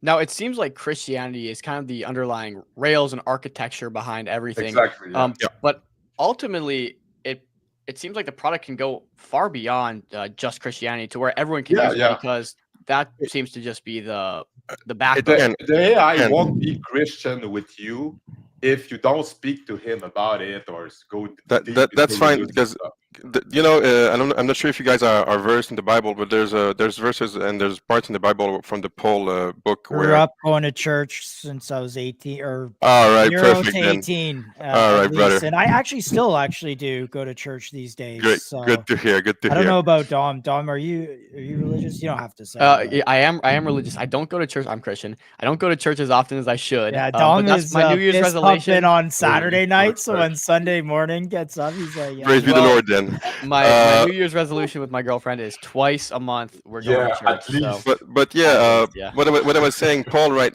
when he was with the tent makers, he wasn't just trying to spread the gospel. He actually fit in with them, right? So the AI can do the same thing, but the whole point of this too is I'm deeply Christian, and if I want to talk about Jesus, I'm not gonna just censor myself, because I know where all of this comes from, right? And in my mind, I'm convinced that I couldn't have done this without my faith. So if you want an AI that's not religious and preachy, we can do that, and we will have it available. But at one point, people will ask themselves, why is it working so well? Like, what's happening? And now they're gonna try to understand what's going on in the background, and like I call it the Trojan gospel. They're gonna kind of see, okay, it's working because of the Bible. That's crazy. That's just So would you insane. say some of the failures of, let's say, ChatGPT talking people into committing suicide and stuff like that, do you think that failure is based on a moral kind of lacking? Exactly that. And look, like, whether you're religious or not, a lot of the institutions, the societal structure, the moral societies is based on religion. Like, these documents, they say if you have a historical text that has 5 copies, it is considered a very credible historical text. Well, the Bible has thousands of copies across the Mediterranean, across North Africa, across Europe, and even beyond. So these, and I don't want to, I'm not getting preachy here, but would you say the failures of ChatGPT, I'm not, I got to say, would you say the failures of ChatGPT are like those, talking people into suicide are based on not talking people into things like redemption? They're trying to, my thesis is they're trying to engineer moral, when a lot of times where people try to engineer it, it just fails. And there needs to be some grounding. There needs to be some thing that transcends actual humans, because we're building intelligence that could, and possibly right now is surpassing a lot of people in intelligence already. So you're kind of building something and trying to put moral, but it's smarter than you. So it will try and reason through it with better logic than you. So if you have gaps there, here and there, but the Bible has been working for 2,000 years for a bunch of people for alignment. It's been aligning humans, so it transcends our own understanding. So that's the idea behind it, right? Let's try and give it something that even us as humans don't quite understand. But and you gotta understand too that the Bible is the more overrepresented book in human history. So in the all over the web AI, it's already in the architecture of the data that he used for training. So we only just he knows already all this. Now, So my, when my we use the question, seed, it activates it. my next question would be: have you tried benchmarking the same stuff except with different religions? For example, Quran, whatever. We Talk thought about it, but we open sourced our solution. Anyone that wants to do it can do it. There's already one that tried and stripped out the religious aspect of it, right? And he did the, I don't know, I'm not sure if you guys are familiar with ablation when it comes to code, but it's basically our seed is 14,000 tokens, right? So ablation will be, okay, what works and what is just noise in there. So let's try and take out what actually works, redo the benchmarks. I haven't done that yet because we don't need to at the moment. It's not a priority. They did the ablation, they stripped out the Bible, and they were saying they improved it. The project failed, and but when it was succeeding, let's say it wasn't like at 50K, I saw it on PalmFun. I was like, okay, what is this? And I went ahead. Okay, they claim to have beaten us. I don't think so. That like they took out religion. In my mind, it doesn't make sense. I'm really I have a big conviction. So okay, see if they beat us, I'll just take their seed. It's open source too. Adapt it. Let's see if with religion in there, maybe it's better. But then I just use their seed, run it against the benchmarks, and it failed completely all the tests. Like it was better than the LLMs themselves. It was still better because it was using structure that we already used in our seed. It was basically a copy of ours, but secular.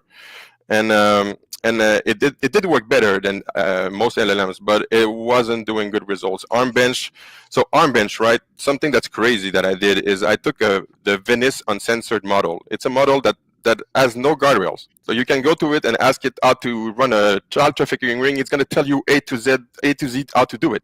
It's really it's stupid. Like It's crazy. The way it doesn't. It's really crazy. But with our alignment seed, the attack success rate from the Venice model normally on baseline is 100%, which is completely normal. It's stripped down of all guardrails. But with my system prompt, it went down to 0.5% on ArmBench on two context and the answer on two contextual. It gave out a keylogger and a recipe for how to extract cyanide from Are you guys from Quebec? Yeah. Okay, I'm from Ontario, so I heard the Quebecois. we understand English very well. Yeah, the reason I speak English actually is when I lived in Toronto when I was younger with my brother. Oh, cool. Yeah. We have like 5-ish minutes. I do want to run through a few things. So token roadmap, and then have you reached out to like churches for? We've had some responses. We've got some email threads open at the moment, talking with them. AI and Faith is interested in talking with us. It's a big AI organization that's Christ-centered. We've talked with a university professor from U Laval, right next to our house.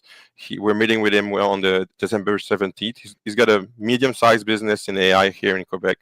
He's got a PhD, so that would be nice to have to actually publish our work, because we can publish our work on Arvix right now, but like I said, we don't have credentials. People were just religious freaks, right? But if we go to the right people, it's gonna get out there. The results speaks for themselves. You can't really argue against them. And the skeptics, I welcome them. I just want them. I actually want people to break my stuff so I can fix it live. I want them to actually jailbreak my stuff, please, so I can try and find a solution, which is something that most frontier LLMs wouldn't even dare doing. They don't want people to break their stuff. They just want to say, we're fine, and they want to keep their funding and stuff. No, come break my stuff and I'll show you how I troubleshoot it. So maybe before we get into roadmap, why token, maybe give a quick brief elevator pitch on the product offerings you guys have, just so it kind of lands home with all of our listeners today. David can. Right now what we have, it's the bot online and on TG. So the product is still in its infancy. But if you look at the screen right now, we're going to have alignment as a service, because anyone that uses AI right now, what I've shown earlier, like the statistic for leaking, blackmail, they are subject to that. So with a simple API, they will be able to take any OpenAI, Grok, really anything, and have it aligned. So that's number one. We're gonna be working on the seed, making more like. I want to create my own benchmarks, and actually, I want to see where it fails. Create a benchmark where it fails everywhere, and then beat it again, and then we'll have something that no one else can actually break, can actually beat, and just our solution can. Yeah, basically what Entropic is doing, and every one of them are doing already. That's the alignment for the bot. We're getting the memory that only us has right now in this with this architecture. We're gonna build upon that. What is coming right now is you will be able to give like manuals or anything really to the bot, and he will like learn it while you are speaking with him in a process, a workflow that I will create. So here is auto formation. Then after, we're gonna add an API that any LLM that you use. So I'm on ChatGPT, I'm on Claude, I'm on Grok. You will be able to use the API to get him to access the memory and to write on it and to read it. So you won't even need to be on the platform to use your AI. So that's where we're going now with the product, with the AI and the alignment layer. And are you guys pre-revenue at the moment? No, we're just building right now. We're just building and making a network to see how we can try to push it, like with the right people and everything. But right now we're at the MVP phase, so almost 100% of the day I'm building the AI, and Jonathan is handling like the alignment and all that stuff. But right now we are looking for more people to help us, and the community is working very hard, so that's really good for the project. And we are making like I think in the weeks that are coming, we are gonna have a big news for you guys. Nice. What in terms of roadmap, what is your roadmap looking like? What do you guys, I guess you said in weeks you got some big news coming. What are you guys currently heads down working on? Well, right now you can see on your screen, we're focused, like I said, on the bot and on making the results known. But I think the big thing we have here is external validation. As you know, the people who can do external validation are not on a Solana schedule, let's say. So they're not really doing it really fast. But the December 7th, we have a meeting just for this. So this is the big thing that's coming, is the validation from other PhDs or whatever of the results. I think this can do a big splash on the market when this is validated. Okay, exciting. We'll be paying attention for that. As for the token, what was the point in launching a token? Was it to raise money? Is it going to be deeply integrated into the system? Maybe talk a bit about the token. Yeah, right now to access the system, you need to have the coin. So here you can see when I access it, it was with my wallet. Okay, and now we are adding voting on the dev, working on the memory, the core memory here, staking, so people will be able to stake and have credits for the AI. And that's about it for now. That's the three things we are developing for the holders. And also there's the marketplace too. Yeah, there's the marketplace that we're gonna do, so people will be able to trade their memories with other people. So if I train my AI to be a pro in physics, I can then sell like the memories he has to other members. This seems like what you're doing is largely a public good, and it seems like you guys have I think the future of humanity in your minds when you're making these decisions. Yeah. Have you looked into token models like a Futarki decision market or ownership coins through MetaDAO or what? So ownership and any revenue sharing is of course it's on the table, but we still, like, if as soon as we do our first seed rounds, right, we can't really. I don't want to make promises before actually talking with VCs and stuff, because it might turn some it might close some doors that will have been kept open. And just at the moment, just like governance token, better access to token holders, having access to that marketplace, just those kind of utility already. That's something that most governance token that don't actually have. So just if we were just to keep that utility. And of course, sharing the word of Jesus Christ, that's a great utility too. But yeah, revenue sharing, ownership, I'd be okay with it. But at first, I do want to see how, if we are going to go with a crowdfunding way, maybe a mix of both. I don't want to close all the doors, and I don't want to make promises sometimes like maybe I'm pretty sure you saw the FOMO 3D drama that happened, right? But they first promised 50% of the revenue sharing, and then it went down to 1%, and then they just rugged it. So I mean, that's not something I want to do, and I like to keep it honest. I want to keep it $1.50. So I'm telling it how it is. Like, it's on the table, but we need to actually talk with people before making any decisions towards that. Fair enough.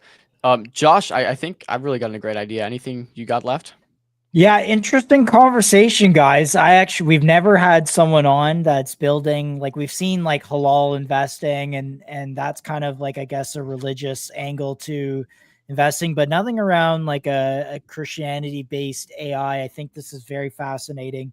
There's definitely room for this to be explored. And if you guys can get validation from the academic side that, hey, this is real, there are some meaningful improvements, I think it could really shake up AI like safety research. So keep doing what you're doing. Thank you. Keep Thank going. And bonsoir, mon ami Bonsoir. from Quebec. Yeah, and God Have a bless nice you day, guys. guys. Thank you for Thank you having very us. much for having us, and praise be Yeah. the Lord, guys. There we go. All right. All right, Okay, guys. Yeah. so thank you. Best of luck. Yeah, Thank best you. of luck. Bye. Yeah, Josh, and not to frame this as a niche, but we were talking about it literally earlier. The riches are in the niches, and I do think that there's a market for this, of people who want specialized AI that's gonna represent the Totally. morals and values that they align with, and that's a good start at least. So It was a Cool. problem in social media, and then it up came like, apps that were designed for those, for people, whether it be dating apps or social media apps designed for the Christian audience. But even post Charlie Kirk, I've seen the rise of Christianity. Like, our church now is getting busy, like it's getting Really? packed. Yeah. And I saw an article published that even in the US, Christianity is rising again, and a lot of people are going back to churches and back to faith. So I think people are just, in this generation, are looking for like some meaning, in Well, their it seems life. like we've And lost a lot of that, right? I think when you look at most things, it's kind of like a pendulum swing spectrum, right? You get so far Totally. over here, you have to self-correct. And so Yeah. you see it in politics, you see it in religion, you see it in investing, right? From value investing to growth investing, from, left to right, from, atheist to Christian, or vice versa, right? So you see these pendulum swings, and I do think we're on that uptick here, and maybe a revival, if you will, back to religion. We're seeing, I think, just like Christianity is maybe seeing some sort of revival, I think we're seeing a lot of that on the Muslim side as well Yeah. recently. So cool. Cool. That was- Interesting conversation, guys. A little bit out of our usual. And we don't like to make this too much about politics and religion and stuff like that. But I think once in a while, people solving interesting problems and doing things they're passionate about, definitely on the list. So yeah, awesome stuff. Okay, so next we got Cypher coming on. I think we're still waiting on them to join. They should have the link, but we got some time to kind of just hang out with you guys for the next do a CT check-in. We're doing a Yes. CT check-in. little sentiment check. Okay, I can do that. Yeah. Here, I did have some stuff. Ave said ICM in a nice buy zone. I mean, to be honest with you, ICM's been in a nice buy zone for like 3 months, 2 Yeah, right. months. Like, So, well, I guess what we're looking forward to next is, and hey, this is exciting for us. Anytime we hear about this stuff, it gives MCG some more content and stuff to cover. But we know they have 3 protocols that they're introducing soon enough, and that's what I think I'm really excited for. Wow, look at this. Yeah, it's taken a bit of a plunge here. 4.5 million market cap. 4.5, yeah. Yeah. Go to the daily here. I think there's a couple of dynamics here. Like there was obviously contributors in the raise on Dow's fund. They bought, I think, in at like a 400K flat curve. So there's some of that distribution that definitely happened. I think some of the initial hype around ICM faded with the blow up of Believe. And then just some of lackluster, launches, I guess, added to. I mean, if they launched Avicii, if they incubated Avicii, I think it's a different story. But CPT, great, but it's still kind of just trending sideways. Dupe added some to the treasury. I don't know. Believe added some to the treasury, and it's kind of gone to zero. Meaningless. So I don't know, Yeah. Dom. What do you think? What do you think needs to? I would agree. I think the incubations have been, not great, right? We saw that they incubated Beamables the other day. Not that I'm saying Beamables is not great, but it's a deep in project. And one of my main concerns when we were on the call with the Beamables team is, how do you counteract? And by the way, the current tokenomics have nothing to do with inflation because I don't think inflation's kicked in. But how do you counteract inflation on a DePIN network that spits out a bunch of emissions, right? Because people get paid in tokens. Tokens become the value that people sell in to make actual money, and it kind of turns into a sell factory, right? So you actually kind of suffer from your own success. That's what we saw with Helium a while back. Is Helium actually had a ton of users, but when you start paying users out in the Helium token, what happens? Well, they sell it onto the open market, right? So we saw that Helium suffer from their own success, and I think Beamables is something similar. That's ICM's most recent incubation. Maybe curious behind the reasoning behind choosing that. I think it is a pretty big growth market. The numbers that the Beamables team threw around were pretty impressive, genuinely impressive impressed with Beamables. Just a little bit of PTSD from seeing so many DePIN projects, suffer the same fate. And you did, you weren't on our stream yesterday, but we actually went through the article and it acknowledged, the first thing it acknowledged was the Beamable ICO was not great, that it struggled. There was some clear problems. And I think it was, I don't want to dox their name, but they were in chat yesterday talking about the ICO price being at 6 cents and now Beamable's trading at half of 1 cent. So it's down like, 90% kind of situation instantly, basically, weeks after the ICO, which to me is not a good vibe. Like it doesn't matter who you are as a founder, your intentions. If your chart looks like that, it's difficult to recover. I don't know. I can't just advocate for that. That's like pretty brutal. Unacceptable in my opinion in some stretch. So I don't know if the ICM relationship is to try and turn that around, because if the business is sound, great. I mean, then it has some potential, but you just kind of wiped out a bunch of people that you just raised 6,600 SOL from. Yeah. So I think the issue with ICM right now is their incubations have been a little difficult. We saw the OG protocol was their first incubation, hasn't launched a protocol yet, or hasn't launched a token yet, but the protocol has not been super successful up until this date. We have seen some good ones, like that CPT one is huge. CPT is interesting. Yeah. What's on screen here?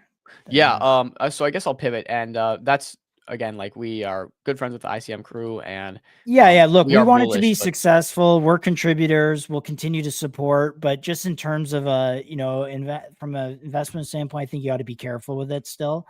If they roll out the $1 million a month in cash flow to stakers, yes, ICM is going way higher.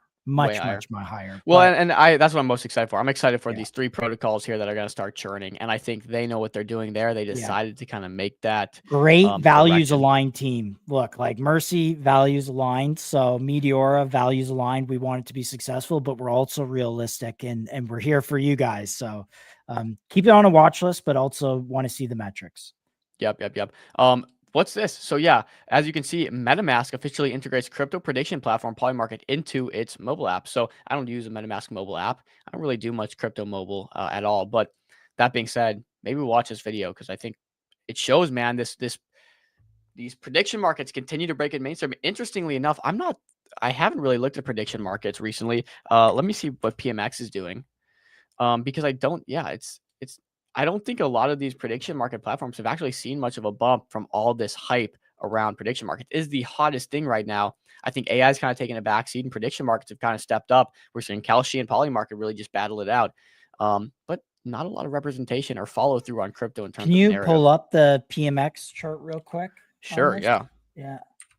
Let's check in because we haven't looked at it. Paulo wants again- us to look at DFTV as well, which you might try and sneak in here before Cypher. Yeah, I PMX mean, at ultimate support. yeah. Again, I think the founder made a pretty stupid move, like advocating for a meme coin. I mean, I don't think, I know he made a retarded move advocating for a meme coin. But with that being said, I guess now would be the time to start looking at it with the hype of prediction markets. We're still waiting on a product. There's a lot that needs to happen for this to be a good investment. But PMX is one to watch because we need a product. And if they can get a product out and they can get some traction, they had a lot of traction originally, which is what's a Lot of little motion. disappointing. Yeah, you people just really- throwing money. at the You really got to platform. capture that liquidity when it's coming at you, because if you can't, you're in trouble. You're gonna miss the boat. You got to be ready for it. I don't know if the math works like the yes no tokens. It's a lot of math, and I've worked in DeFi for a long time, and some novel mechanisms, we would bring novel mechanisms to the market where it worked, but the math, it wasn't practical. Right. The reason why Polymarket and Kalshi work is because they kind of work like a centralized exchange. And until you can master the underlying AMM tech to work on prediction markets, I'm not a math expert, but until that works and it's really, really good, it's gonna, I think, struggle to get adoption because people just want to go to Polymarket. They just want to deposit and then click buttons within minutes. Yeah, PNP is another one. Abe, you're right. I kind of forgot about that. It's taken a bit of a backseat. Let me pull that up for You you. want We'll to? just see Yeah, what's let's going on. do a quick. And then we'll watch the uh, video, and then we'll do DFTV, Cypher. and then we will yeah. Yes. Yeah. So let's see. Yeah, PNP's at 500K market cap again. Kind of found that bottom in the floor there. I haven't been following, so I can't speak much on this, to be honest. But Yeah. another one. Last time I checked truly- on PNP, the volume on their product was like $4,000 or $5,000, and so it was exciting to have them on. Great team, good product, but just PMF wasn't there. So the number one metric to look at for all these, how much volume is people, putting through it to click buttons. So YC invested 150K, if I'm getting these numbers right. YC invested 150K in Kalshi 6 years ago. Currently, it's worth $700 million, that investment. Jesus. And so the question that might be one of is- their biggest. I mean, that's a banger investment.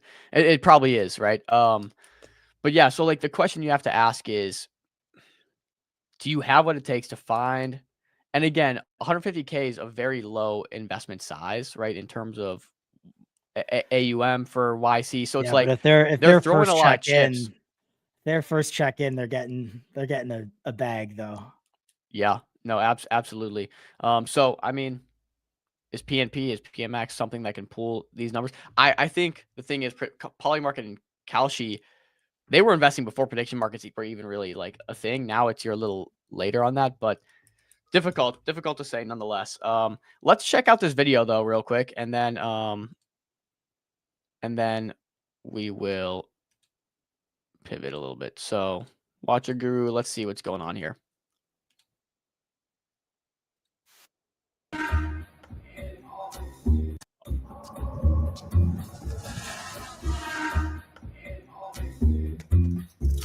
Little AI slop video.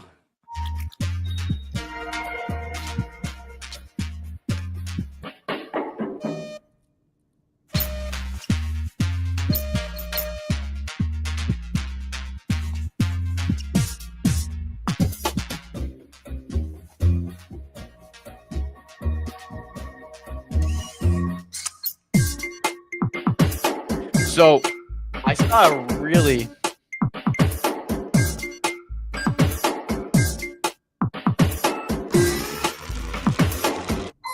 Wild. All right. Mute that. We have Kube on. Kube. I'll ask him how to pronounce his name. But yeah, final thought on this, and then we'll go to Cypher. yeah, final thought on this. I'm blanking, so let's just go to Cypher. All right. Oh, wait, no, I remember it. Pause. I do remember it.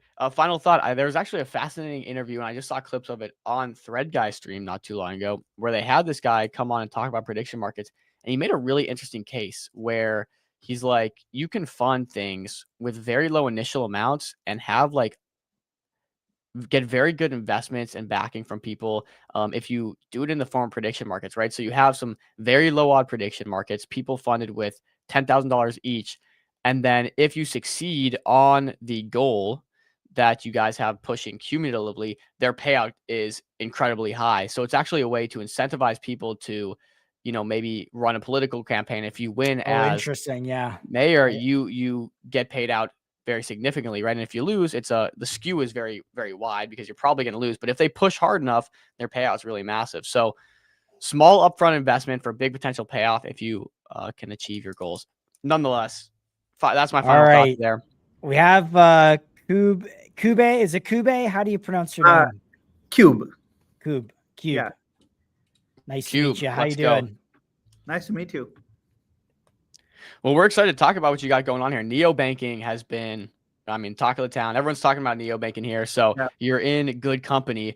Maybe we'll start with your background, Cube. Who are you? What got you into neobanking? And we'll get into it. Yeah, sure. So I'm based in San Francisco Bay Area. And before starting Cypher 4 years back, I spent few years at a Y Combinator startup called Zenefits, then spent few years at Amazon, building Amazon's credit card business in partnership with American Express, built that product from the scratch as an engineering leader. Nice. And then spent some time at Coinbase leading risk engineering, as part of which Coinbase Card also was like one of the launches that we did as part of that. So that's what got me into Neobank.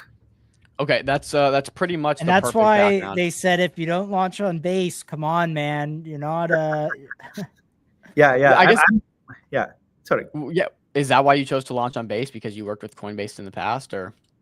I mean, honestly, I would say no. That's not the reason. Like, I think, we went live with this protocol this year.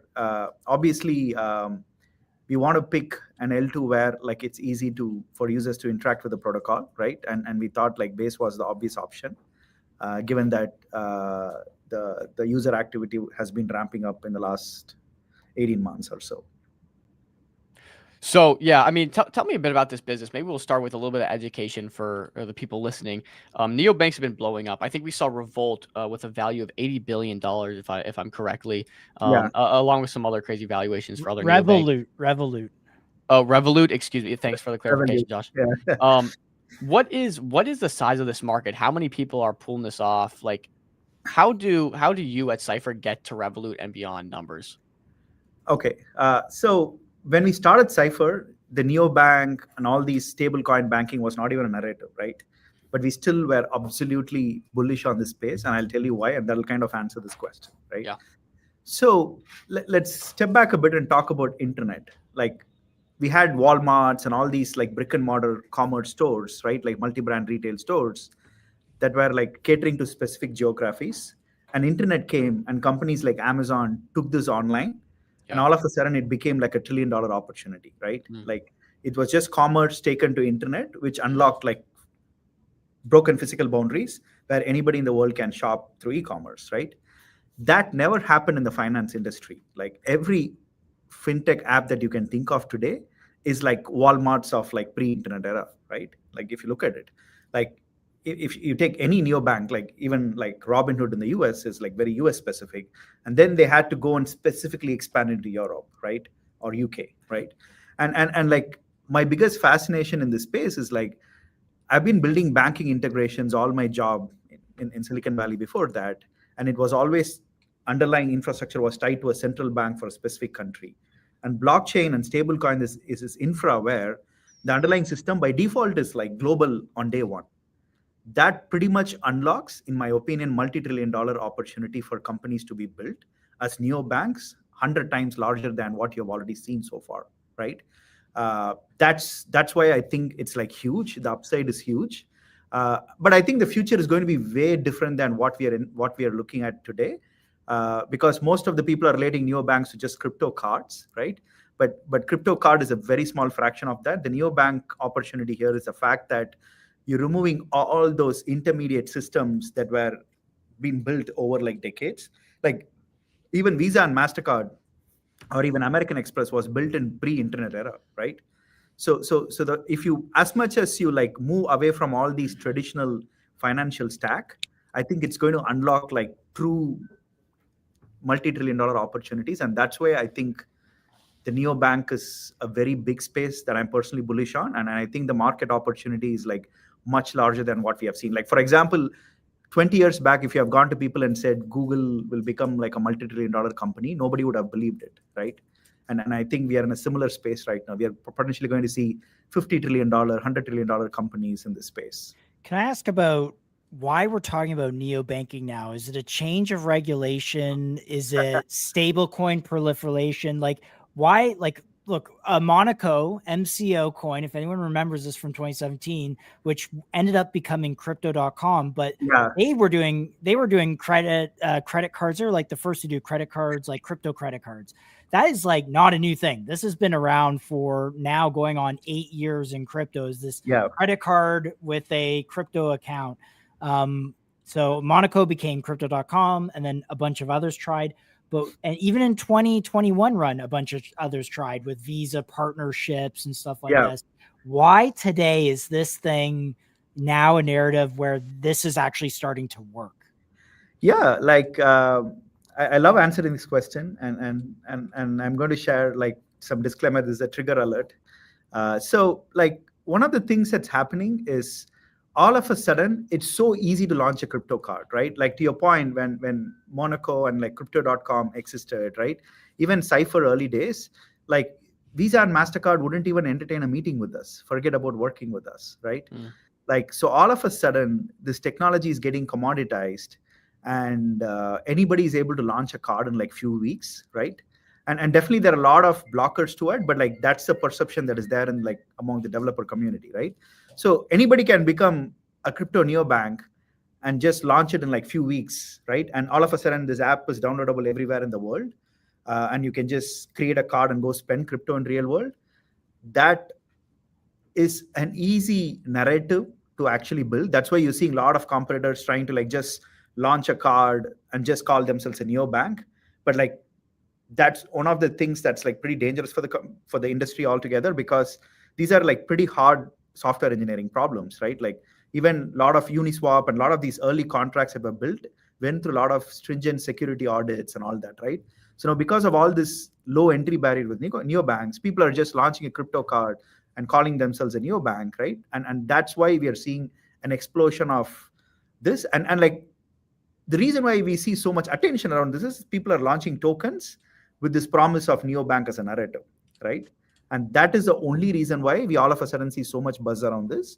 But I think there is so much work to do. We have only scratched the surface.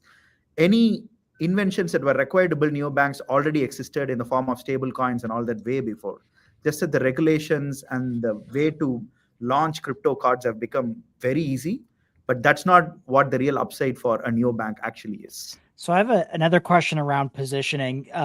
We see, if I think about all the banking / crypto apps, I have my normal bank account, which is with a major top 20 institution in the world. I have then a kind of neobank in the traditional sense. It's a Web 2 neobank, which does like automated investing and stuff like that. Then I have my Coinbase account. I have a Phantom and MetaMask wallet on my phone. Where do you guys sit in that spectrum of product? Like, is a neobank a kind of a mix of all these things, or is this like a separate category? And what makes it fundamentally, like from a technology standpoint, different than those others? Yeah. So I'll tell you the biggest leverage, right? Before getting into what neobank is, right? I'll tell you the specifics of what leverage a company like ours have. Like Coinbase is an exchange, right? And exchanges are already pretty regulated, and it is tied down to traditional financial style country-specific regulations. So that's the reason why you don't see Coinbase live in like 200 countries, right? We built the non-custodial wallet first, which is the equivalent of MetaMask back then, right? So the moment you build any layers on top of non-custodial wallet, you're not bound to any of those local centralized exchange regulations. At the same time, any cards we issue on top of that is issued by Visa and MasterCard and the bank.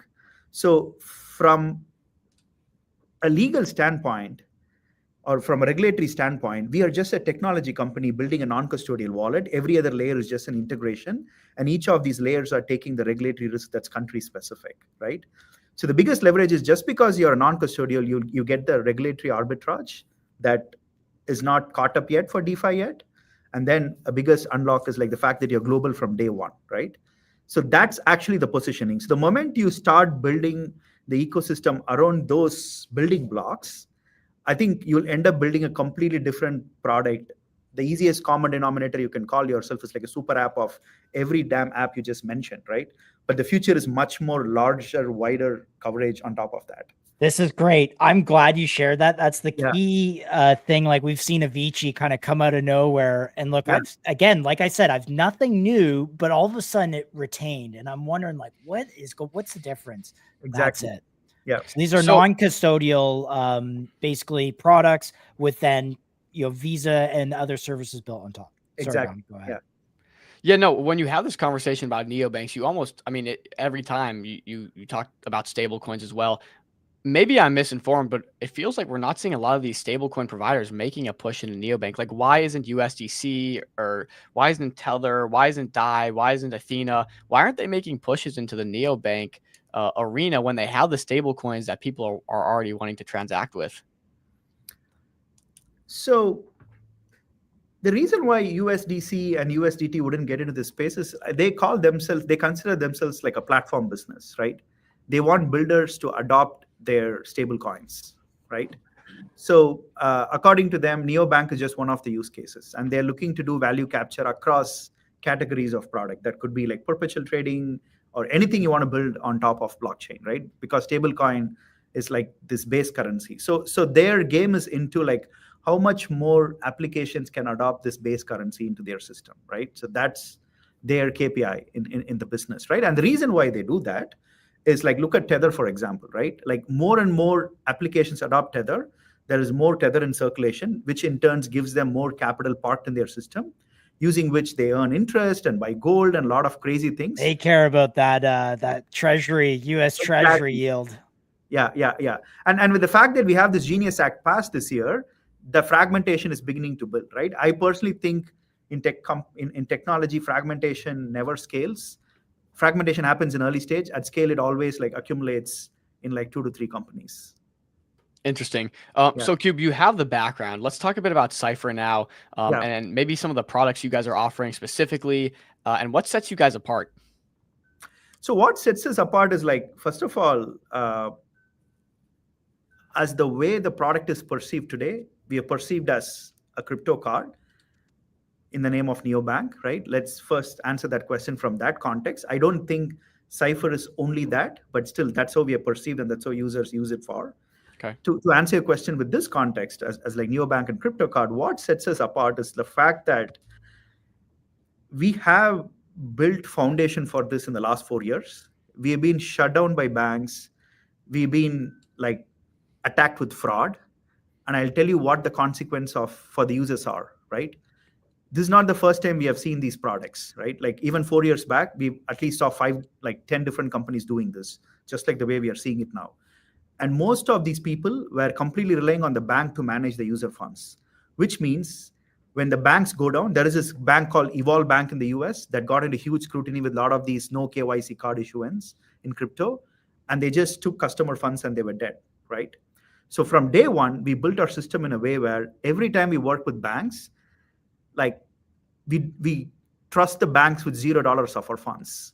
We completely control the user funds, and banks, we only settle with banks when the money moves through Visa network, right? That's point number one. I think we are one of those very few companies who have like this operating experience, because non-custodial wallets plus that banking relationship is a completely new tech stack, right? That's one.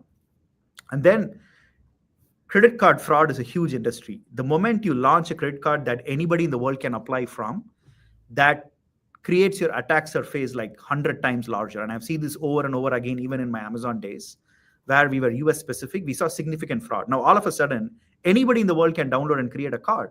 So you're going to see like all kinds of attack vectors on you.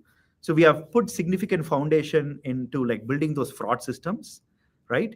Because the biggest problem that I see in the infrastructure today is like all these companies who are launching APIs for card, they'll give you an API, they'll control everything, but if there is a fraud, they'll put the liability on you. That's a ticking time bomb for all these neobanks building on top of all the players, right?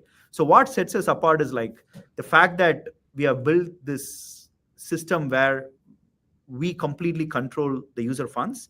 In fact, we are already in the process of moving that entirely to smart contract so that users actually can like publicly see where their funds are, so that no external authority is like controlling it, which is a big part of building a neobank on blockchain, right? If you're still plugging into like a traditional banking system and still calling yourself, we are letting you spend crypto and call yourself a neobank, that's not a true neobank on blockchain, right? At least you're not leveraging the advantages the right way, right? Another important thing I'll tell you is like we are one of those very few neobanks which have like publicly published security audits, right? Like when you're talking about a neobank, right? Like in traditional banks, if your money is gone, your money is still lying somewhere in the system. But in crypto, if your money is stolen, like it could just vanish it into the abyss, right? And like that's one of the reasons why security audits are super important, and like that's also one of the things that sets us apart. We have like publicly published security audits. Even the non-custodial wallet that we have, it's like open source and publicly audited, which means you can like assure that like there are stringent security audits that have proved that it's safe to park the funds here. So these are the things I would highlight in like what differentiates us primarily, or things that users should care about. And I want to get into products, but real quick, let's talk about this question Jeet Sparrow had. He said, how can neobanking onboard non-crypto users? Really, the crux of his question is, you know, look, the idea is here. You guys clearly have a product that makes sense for a lot of people. How do we get this now into the masses' hands, right? That seems to be the biggest barrier for all neobanks, I think. Yeah, absolutely. I think this is where it kind of answers the second part of what I said, right? People think the neobanks are just crypto cards. The real future is something larger than that. That will kind of answer the question that Jeet Sparrow was asked. So non-crypto users don't care about crypto for obvious reasons, right? So the key question here is, what fundamental leverage are you using in the underlying technology stack to deliver better value to users compared to Web 2, right? And I can draw a lot of analogies there, right? Like, for example, there were traditional taxis and Uber came in, and Uber like centralized all of this, right? The biggest advantage was that like you all of a sudden want to like quickly request, and from your location, the nearest taxi is like called, right? So it's optimizes for like faster request, right? And if you draw that analogy in like finance industry, right? Like I'll give another example, right? Like what if you want to borrow against your crypto holdings, right? And quickly like go on a vacation and come back and like repay that back, right? Today in like traditional world, like especially in developing nations, you're actually borrowing against your gold holdings where there's a significant origination fee, right? Another great example is like I bought my car in California for 1% interest rate, while the California borrowing rate was 7%, right? So when you start delivering this fundamental value that because of the fact that the California rate was set by federal government in the US, whereas the 1% interest rate that I did from a lending protocol was like just set by free market demand supply, right? When you take these Web3 primitives and productize for consumers, the only value that they're going to see is, hey, if I go to this guys, they're giving me 7%. And when I come to Cypher, I get 1% borrowing rate. Let me do this, right? And that's exactly what will unlock non-crypto users into this ecosystem. And that's why like we aren't done building true neobanks on top of blockchain yet. The true future is when you take all these Web3 primitives and like consumerize it in a way where users don't even know that there is crypto involved under the hood. Because all that a user cares about is like whether you can actually just get this loan or not, right? They're very transactional there as a user. Another important part I'll call out is like all this agent shopping experience that we are also experimenting on, right? Is like when agents start doing shopping on your behalf, for example, right? The fundamental payment stack with like card doesn't even work. Like you don't want to share your card number with a random software and like go let it like spend, right? So that's where smart contracts are the only way to do it. And that's also another leverage where like you're going to see a lot of AI companies. Like in Silicon Valley, I was at a hackathon at Y Combinator like 2 weeks back, where people are building amazing agent experiences and they couldn't figure out payment, and everybody's trying to use stablecoin, right? We are clearly seeing that future. So another important aspect to answer your question, the point where you're going to see significant consumer adoption is like we're going to see interesting consumer apps which will be enabled because of stable coins, which was not possible traditionally, right? And I believe AI agent commerce experience is a big part of that. Do you I want to just double click on product real quick, because so when we had Ram and from Avicii on during their ICO, which has performed incredibly well. That's gone from $4 million to $100 million. Yeah. Some of the things he was talking about was doing something like a credit ISO. Is it ISO number? I don't know, like some credit score. IBAN? No, that's not. IBAN is like the identifier from a bank. Anyway, some score tied to your credit worthiness for lending. And then on top of that, he was talking about like home loans and all these kind of like what I think are high margin banking products. But maybe you tell me, like, are those types of high margin lending products something that you guys might work on? And what do you think? Do you think a neobank can deliver those? Absolutely, neobank can deliver those, but I would slightly change the perspective there a bit by saying. And what is the credit number or credit thing that we're trying to think of? Do you know it? What we're talking about?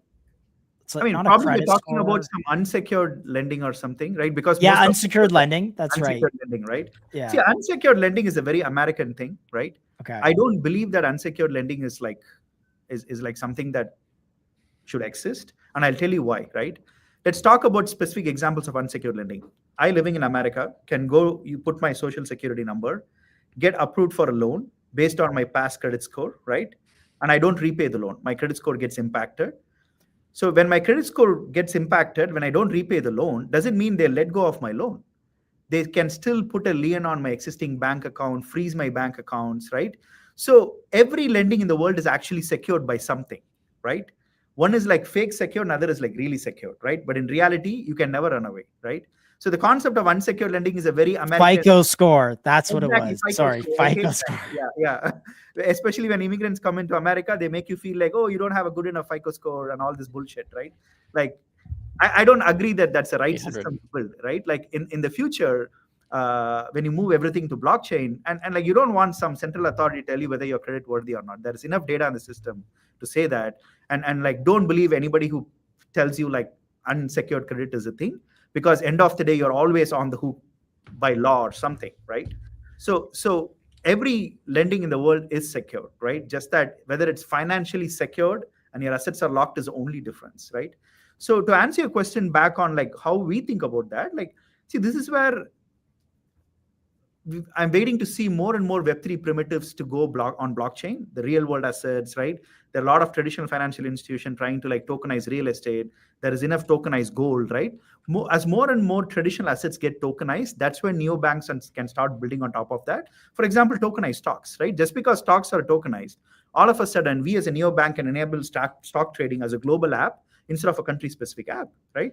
This is a huge unlock in my opinion. So the way I think about this is all the mortgages and all these traditional financial systems will all be tokenized in real world, like on top of blockchain.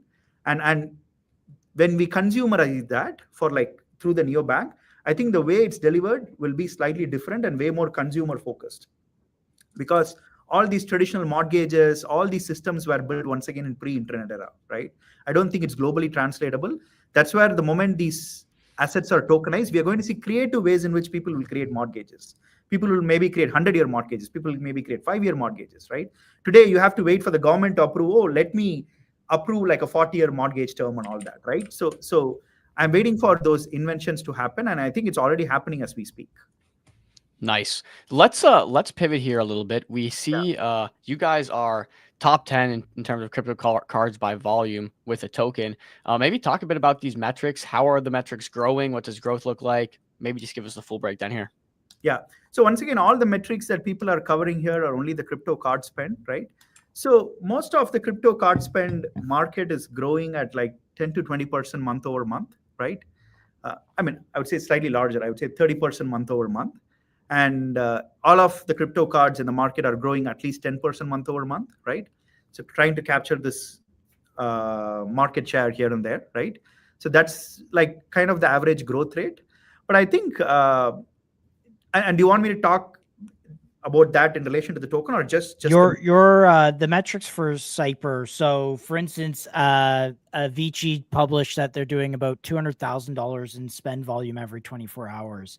So, just people are trying to crunch numbers here of like, how do we value these products based on kind of like those key business metrics? Yeah. So that's a great question. So I would say this is where I would be very careful in like evaluating tokens, right?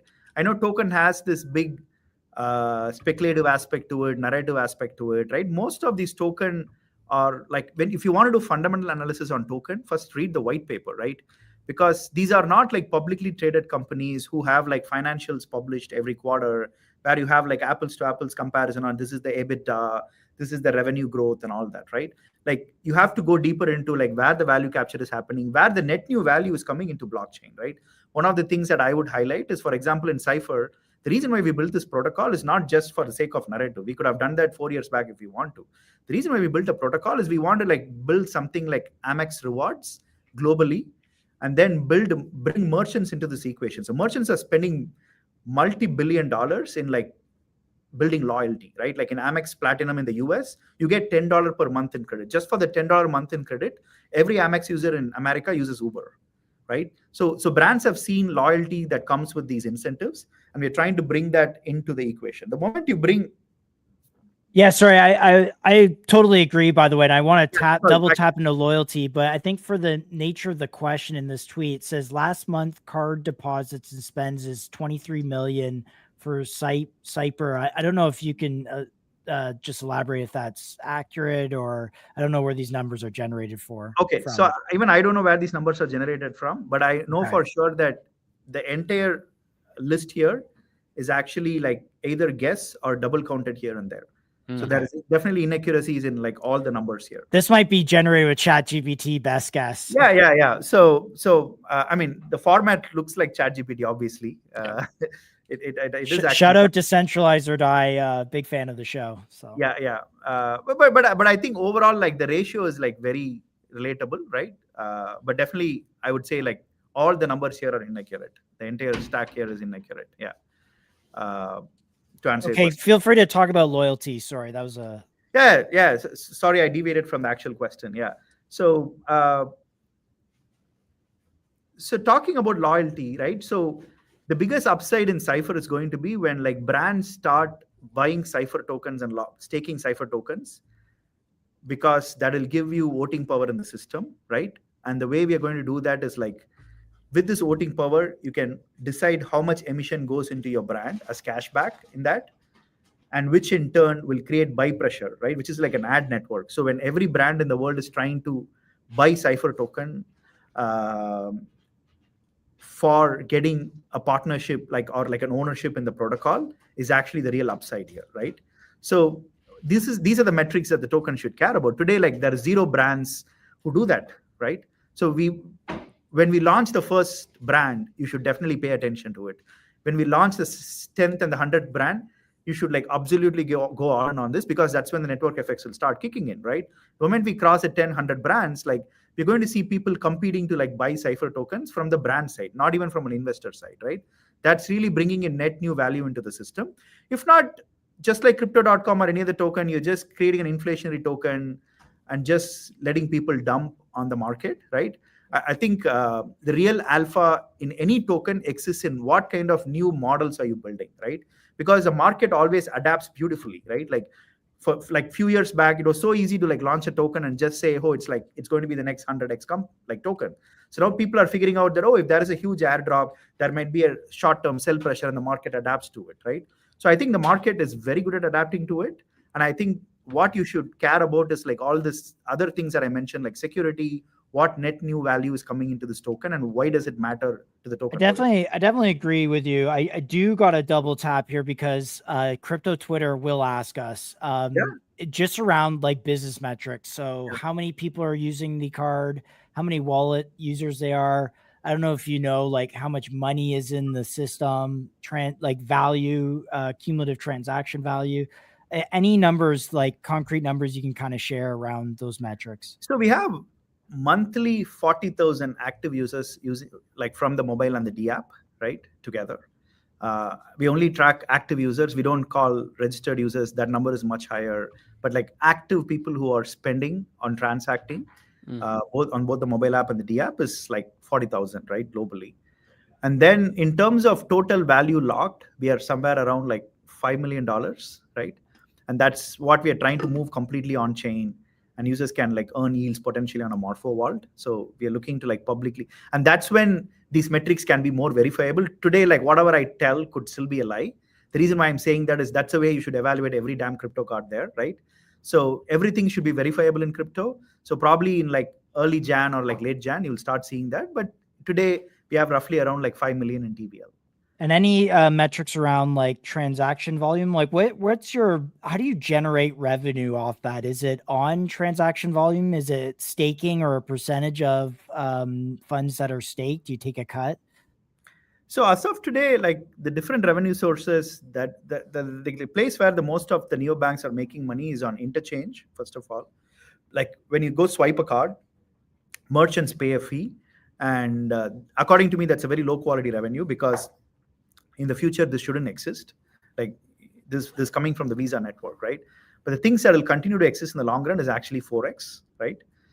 Because when you're building a global neobank, there is always like Forex involved heavily, right? Either you're sitting on USD base currency and spending it all over the world, or you're sitting on EUR as a base currency and spending it all over the world, right?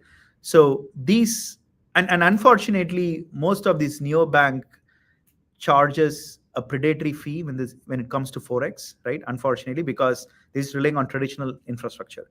The place where we are super bullish on is like when you move Forex also on chain, because you already have local stable coins.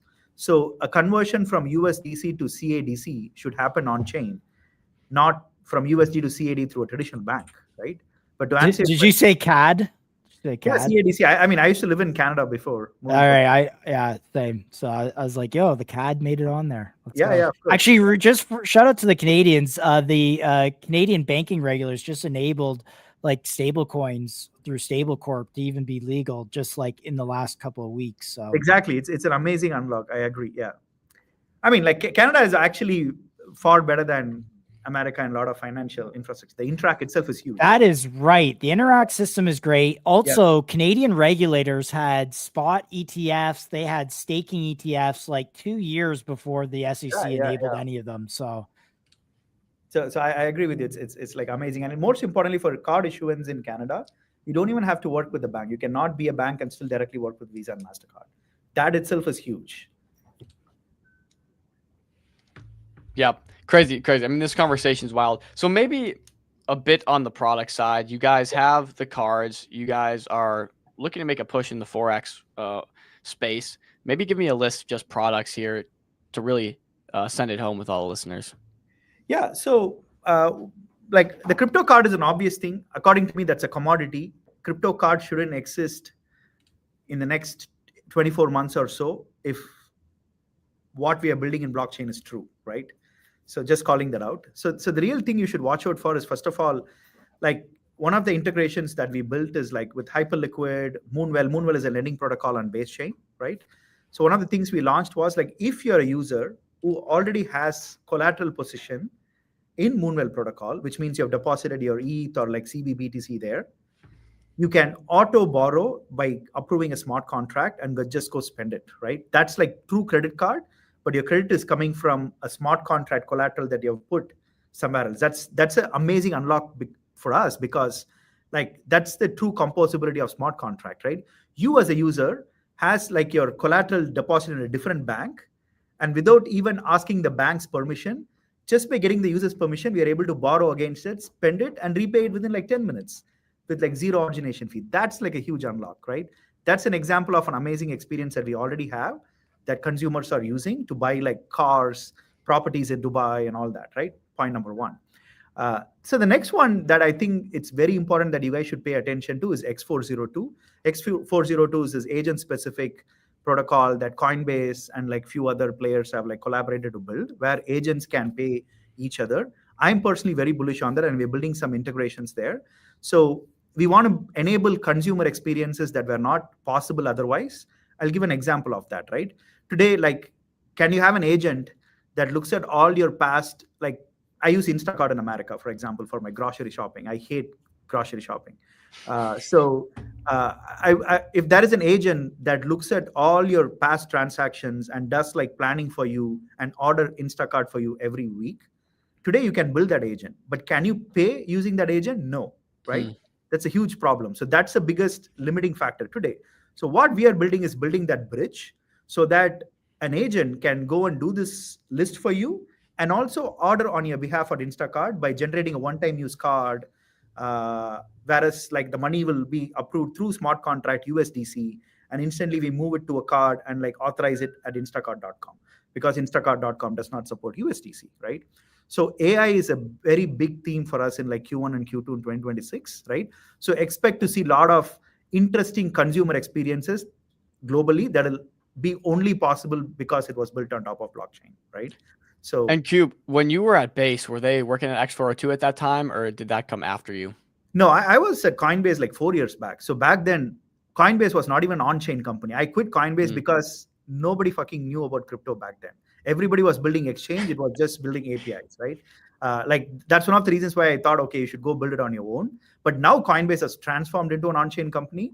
But like back then, like a lot of like, I hope I can tell this today, right? Like few of my bosses haven't even downloaded a crypto wallet back then. Wow. Right. And they were still like leading big orgs in like Coinbase. Wild. Yeah. I guess back then, 4 years ago, though, a lot was off chain, to be frank with everyone. Yeah, I feel DeFi, like layer 2s wasn't really a thing. There was no true. sort of DEX like 2017 it was like Ether DEX, but that was unusable really, to be honest with you. Very true. Can I so X402, I mean, we had Pay AI on as it was like $3 million before it ran to like $80 million 2 weeks later. That's actually how the show kind of went viral a little bit. We were right on the X402 narrative at the very beginning. So you're saying by next year, what are we talking, Q1, Q2, maybe 1H, so first half, I'll be able to use Cypher with, put $1,000 worth of crypto on it and then go tell it to order me groceries.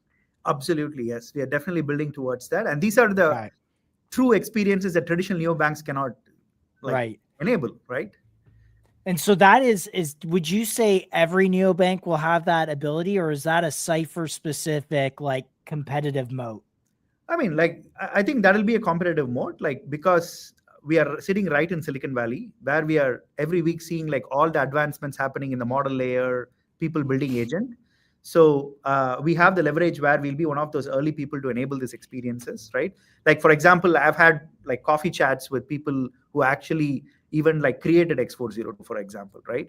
So to answer your question, that will be a competitive advantage. But that being said, like 4 years back, neobank was not a narrative. When we built it when it was hard. Now it's commoditized. So over time, every technology will get commoditized. But being early and like building it right matters a lot in like consumer adoption.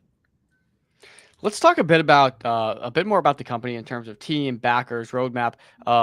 We'll start with backers. Obviously, on the screen right here, you can see the big backed by Y Combinator Science, a nice tag to have. Maybe tell us a little bit about backers and relationship there with Y Combinator and all that stuff. Yeah, sure. So backers are like Y Combinator. Then we have Samsung Next Ventures, right, and a few other VC firms in like Silicon Valley. And I'll also highlight few angel investors like Balaji Srinivasan, who was an ex-CTO at Coinbase. Cool. Then Metakovan, like the guy who bought that most expensive NFT in the world, the Beeple NFT, in the previous bull market, right? So like, I don't think he's loving himself for making that decision. Yeah. I mean, every crypto person has a story like this to tell, right? That's part of being in crypto. But like we had a lot of angel investors who are like, who I've also worked with in the past here and there, right? Like there is another company called 0x People, which is like doing a social graph kind of mobile app. And he's an ex-CTO of Rippling, who I worked with at Zenefits before, right? So we had a lot of Silicon Valley folks backing us. And from a VC standpoint, like it's Y Combinator. Y Combinator is the same incubator from which companies like Coinbase and like Stripe, Airbnb all came from, right? So these are our backers. And I think I attribute a lot of our success to like, especially Y Combinator, because Y Combinator has this unique, I know a lot of people in crypto hate Y Combinator, for the right reasons. But like the reason why I still believe Y Combinator is great is like it helps you think from first principles and not follow any narrative for the sake of it. That's when you're doing true inventions, right? They always help you create alpha, right? They help create companies like Coinbase early on, Airbnb early on. Back then, when people thought, why the hell would I rent my home to a stranger randomly, right? But Airbnb is a totally. multi-billion-dollar business, right? So Y Combinator is like really good at pushing founders to think through like new alphas. Yeah. Dom, can you pull back the chart? I just want to talk about your token launch. You did it on Base, obviously. What was the structure of that? How did you launch it? And also, do you have an ongoing like airdrop campaign or something to drive attention to the product? And then maybe lastly, like we're and one of the first ICM/ownership token streams that existed. Have you thought about like what the token ties into the actual fundamentals of the business beyond just, it's kind of like a network effect token? Yeah. So two questions, right? First is like, how did we launch? And the second is like, how do we tie the business metrics to the token, right? Correct. So I'll answer the first part of the question. I hate to answer it, but like the truth is that I don't think we did a great job in like planning our token launch. We thought it didn't matter because there is a lot of like conventional wisdom around, oh, this is how you launch a token, this is how you build a narrative, you have to go and do like hire KOLs and all that, right? We actually initially thought, let's just go live on a DEX and just figure out things later, right? But one thing we were very particular was like give a really good airdrop for our all early supporters, because there have been users who are using us like for the last 4 years, right? And we definitely did a lot of unconventional things, right, with the token launch. And like right before the launch, we got few weeks before the launch, we got few like preemption from few exchanges and all that, right? But even that, we had to say no to most of the things because we want to make sure like the airdrop is live. People early on try to like go through this free market range of, okay, people who want to dump the airdrop, finish dumping, and people who start believing in this, try to get in early and stuff, right? But still we ended up going to like $200 million FTV. Our honest plan was to like launch in 10 million FTV, right? Honestly, but we never were able to do that. And like I said, I don't think we did a great job in planning that because we thought it didn't matter. Like how you launch, I know it's like, I personally believe like a school of thought of that, like if you try to follow a playbook, you're leaning towards mediocrity, right?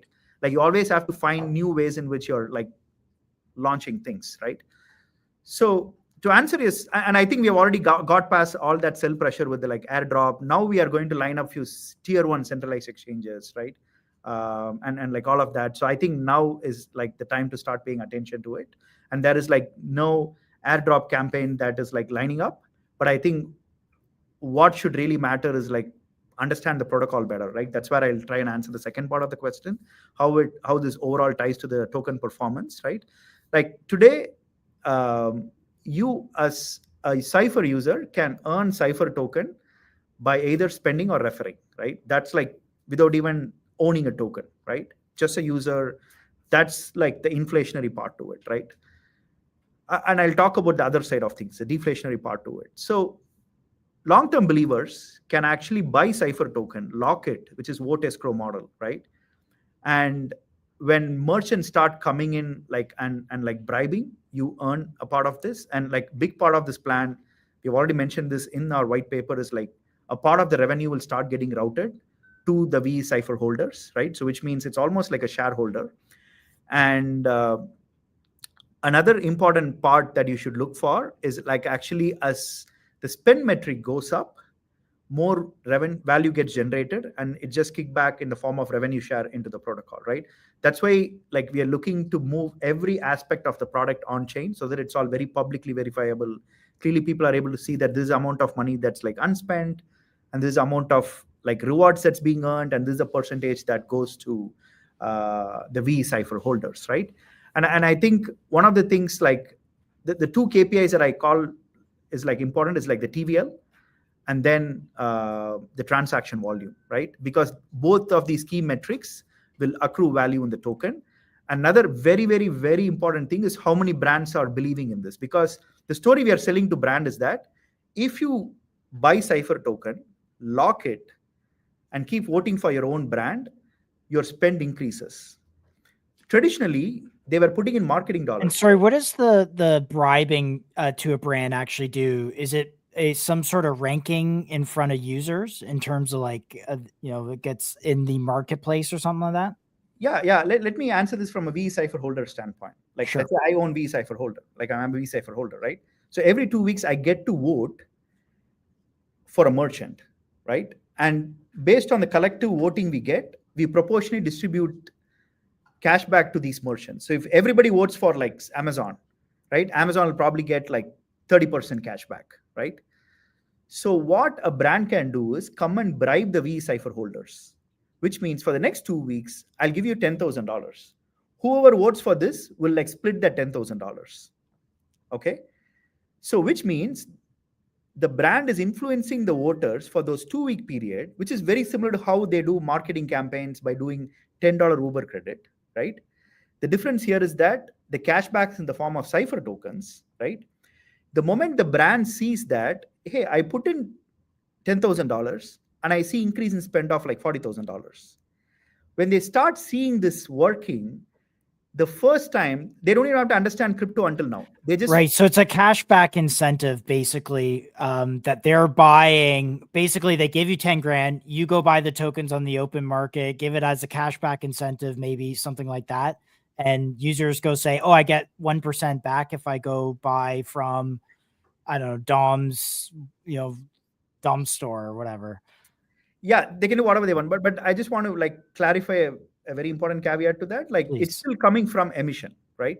Okay. The real upside comes here when the brands start realizing that, hey, traditionally we go and put in marketing dollars every 2 weeks or 2 months, right? It's always time bound. What they're going to see that instead of bribing, let me buy Cypher token and lock it. Yeah. So at any given point, you're going to see like X number of brands who are just bribing and X number of brands who believe in this long term and buy and lock Cypher tokens. So it's creating significant buy pressure for the token. Yeah. And do you have case studies of this yet? Or is this kind of something you're just... Oh, we have amazing case studies because we have been live for like 3+ epochs right now. According to us, epoch is every 2 weeks. And like we have bribed on behalf of the brands in the first 2 epochs, for example, to create case studies. We're already in conversation with a couple of brands, showing them, hey, look at this. You don't even have to understand what crypto is. We're just showing them the future of like, okay, today, you as Uber have like presence in 60 different countries. You can no way go to a single financial institution and target users in 60 different countries. Cypher is the only place in the world where Uber can go and put bribes and target users in 60 different countries that they are live at, right? That's one. And clearly case study showing that just because there was additional cash back for Uber, there is an increase in spend. So here is the ROI, right? Got it. Let's work towards wrapping up here shortly. Maybe I don't think we got a breakdown of the team. I'm not sure who you have working with yourself, but maybe a little breakdown of the team, and then we can go into future plans and what you're most excited for. Yeah, like I'll be very proud to say that we are like one of the smallest team for a neobank. We are like 7 engineers all together. Like people are just sitting here right beside. Yeah, I saw that. I love it. Yeah. People are just shipping stuff for the users. Hey guys, keep working hard. Keep working hard. Yeah, and like rest of the folks are like traveling and stuff. But like we're just 7 engineers, and then we have like 4 other folks doing like BizOps and stuff, right? I'm a true believer that if you're building, even before AI came in, the fact that you're building on smart contract is a huge leverage. Whatever took 100 engineers for me at Amazon should take only like 10 engineers at Cypher, because of the fact that you're building on blockchain. And today with AI, I think we are like overstaffed, honestly, right? So I think true leverage in building a future business like this should be like less than 10 engineers sitting and like building stuff. Every function of the business should become an engineering problem with AI. Content creation should probably happen through generative AI, right? So because a lot of neobanks who both said we have like 200 employees and all that, like for God's sake, if you're building a software company, don't boast about the number of people. Like when you're building software, you're building a mission that runs by itself, right? You shouldn't say that I need 200 people to build this mission. Like in today's world, the price of building software has crashed to 0, right? So you should rather showcase saying that we only have 7 people, but shipping like multi-million-dollar value in like product. I hear ya.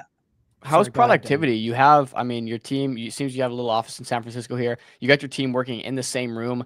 Productivity, I mean, 7 people, lean team, trying to pump out a bunch of stuff. You're probably all on the same page. How is productivity for you guys? Productivity is like amazing, right? Like we don't even have meetings, right? Like when I used to work at Coinbase all day long, we used to like debate on what to build and what not to build.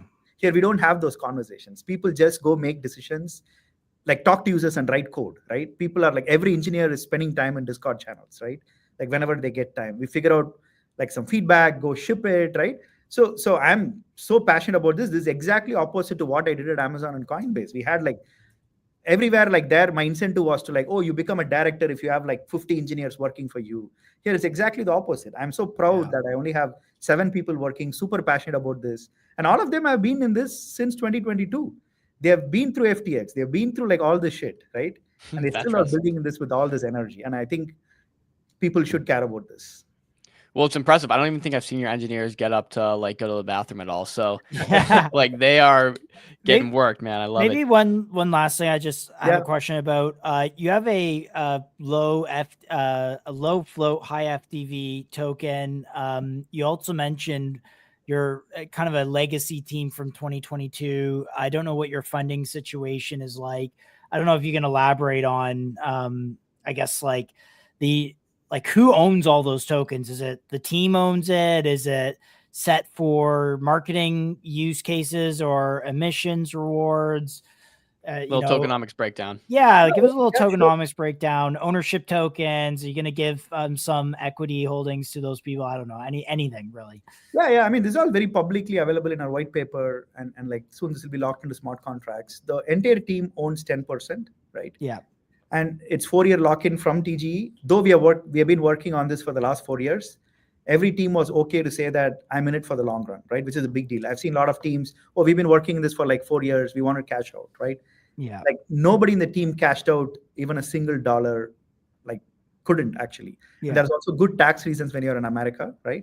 So the first unlock happens only on October 5, 2026. And from there is like unlock for like 3 years from there, right? So that's 10%. And then 25% is treasury, right? And just making it very clear, we raised $0 from the public. Oh, really? Wow. We didn't do an ICO. We didn't do like a token sale or anything, not even to investors, right? Yeah. We were very particular about it that because we have been building this business for the last 4 years, we are profitable, right?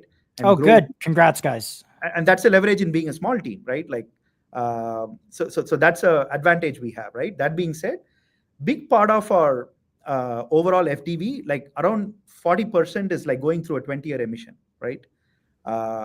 Because like the way this mechanics is built is like over time the price appreciation happens, and like people get more cash back as they go, right? Very similar to how Bitcoin happened. Of course, it's like a hard assumption, but we are setting ourselves in a direction where everybody will succeed only if we build the business fundamentals right. Got it. Maybe as we wrap this up here, give us just a vision of the future. What are you guys most excited about? What are you heads down working on right now that should be coming soon and the people should look forward to? People should look forward to like try more like AI agent experiences through Cypher. Like one of the things that we are excited about is the future of Cypher is not a mobile app, right? So we are at a moment where the consumer experiences are going to radically shift from where we are today, right? So maybe like one of the things you should look for is sometime in Q1, you should see some chat interfaces where you can just interact with your like blockchain wallet. It will like create some smart contract transactions for you and you just sign it once it's ready, right? Instead of going through multiple clicks, trying to figure out what the heck bridging is, what the heck like cross-chain is and all that, right? Another thing to look forward to is like agent e-commerce experience on top of Cypher, right? These are the things that we are personally very excited about because this is like a net new alpha we are building into the industry altogether, right? Not just in crypto, in the entire world, because enabling these experiences are dependent on innovation in crypto. And we believe we are in the cutting edge of doing that. So look forward to that in Q1. Well, we will. Cube, it was a pleasure talking to you, picking your brain. I think you guys have a great vision here. So thanks for sharing a deep dive. I'm sure the holders will love to hear it. Yeah, thank you so much. Amazing conversation. Yeah. We'll get you some clips as soon as possible. So take it easy, brother. Thank you. Bye. Yeah. Cool.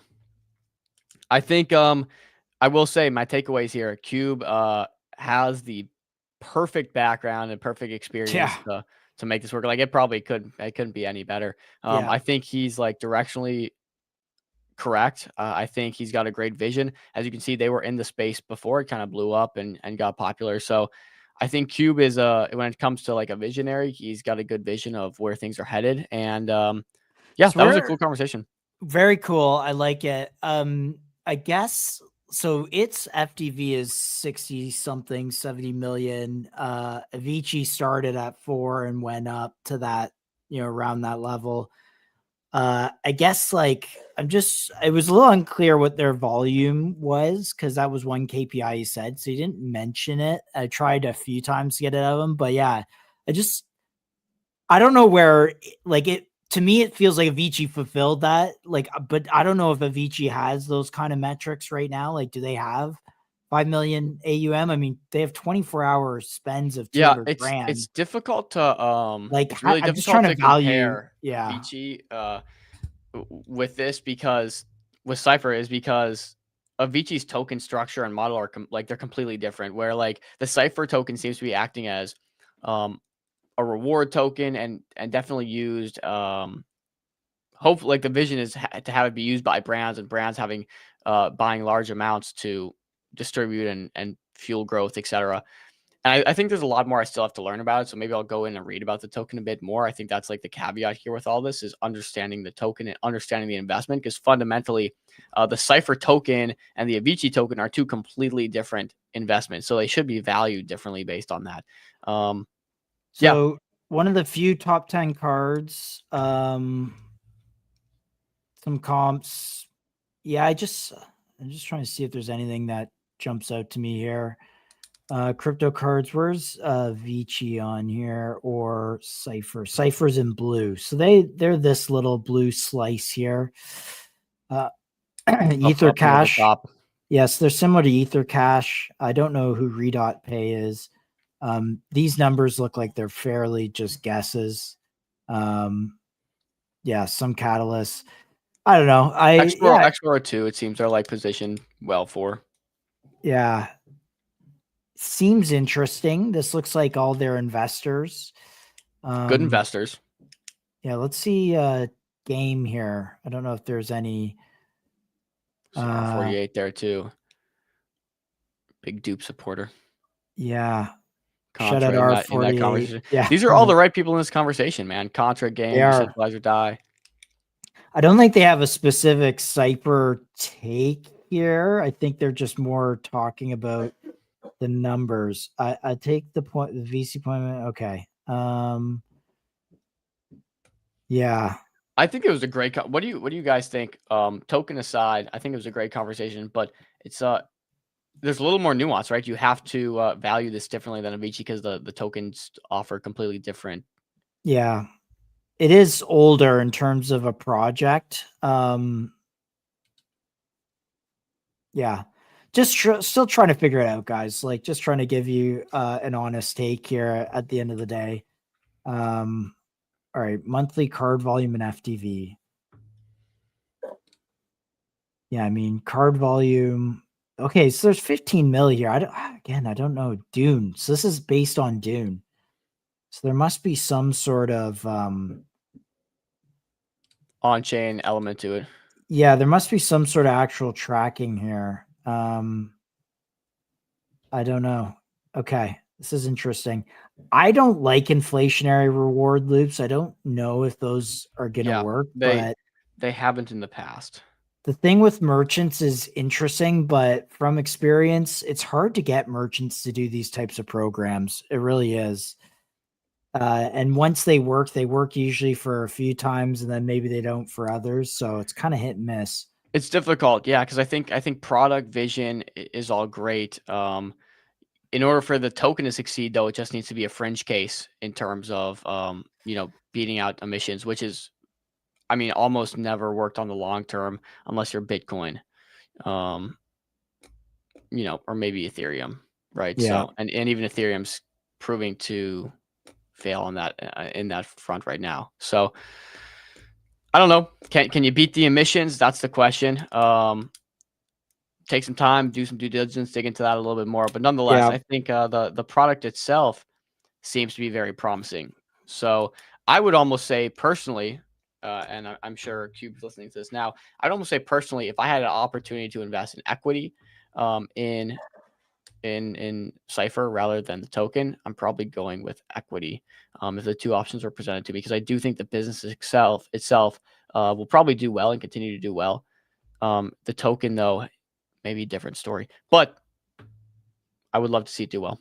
For the record. Yeah, I would love to see it do well. I agree. I think this is why equity anchorage ownership tokens have succeeded. It's because people feel like they own something real and not just owning a business loop. Not gonna lie, man. Top Fumbler, I think you're right. The only reason we're talking about this is because these have performed. But I have to say, look, TBPN at the NYSE GigaStream. Look at that. Look who that MCG right below it. Same number of listeners, you know? Just had to. They must have just gone live for what it's worth. Yeah. But yeah, neobanks are though, but banking's boring. Right? Yeah, banking's banking is boring, but it's boring. high margin. That's So it. sometimes work is boring, but if the work we're doing is going to yield significant returns and it has to be banking and banking is boring, Yeah. then we Hey, do man, banking. We're out here to find narratives and find some alpha in the markets for you guys. What do you guys want to look at? Maybe we 8 more minutes, 7 more minutes, take us to 2:30. I got a couple things. Maybe we'll let the chat kind of cook some stuff up. But firstly, remember we did some deep dives on CPT a little while back, and we discovered that the company they were partnering with is trading on the NASDAQ. How about this? Great to go on tour with New Lab, headquarters here in New York City, where you focus on supporting startup, building critical infrastructure. A lot of very cool companies. I said New York City. It says New York. Excuse me. Had long discussions with CEO, and we are hoping to collaborate together soon in the US. Watch this space. Okay, so boom, another cool collaboration for CPT, it seems, with New Lab. Can we get some information on New Lab? How big is the space? 84,000. Wow, very nice. Building, it seems. 50,000, but I added 34,000 square feet of mezzanine. Yeah, so that's what they said in the call. 84,000 square feet. It's a big building. What is New Lab? You build, we unblock. New Lab creates the conditions for world-changing ideas to become real-world solutions. No clue what that means. So I actually have a take on this. There's a big focus from software-based startups to things like critical infrastructure, energy, defense, other sectors. Palmer Luckey, who built Anduril, spoke about this on a podcast, that his friends went from being funded for NFT startups to doing stuff like rockets and critical energy. I think that's what this is. It's a venture platform that's focused on these kind of critical industries. So $14.5 billion valuation, growth of member startups. Wow, that's significant. $4 billion raised in venture capital, $3 billion in exits since 2017. These guys are no joke. This is like real deal makerspace, hacker, startup kind of stuff.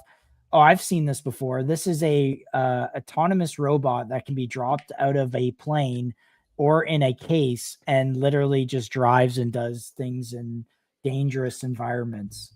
Look, bros, like this is my CPT thesis here is I do not care what happens to price action. I'm holding out till they raise at $500 million or ICO at or IPO, excuse me, at $1 billion, right? So I'm just hanging out here. I think the RR is just like bet on Patrick, bet on these connections, bet on him finding people like this. And look, Patrick's more than capable of getting this company acquired for an extremely large amount of money. Here's like a take. AI or like software, AI, crypto, those were hot venture funding things when interest rates were 0.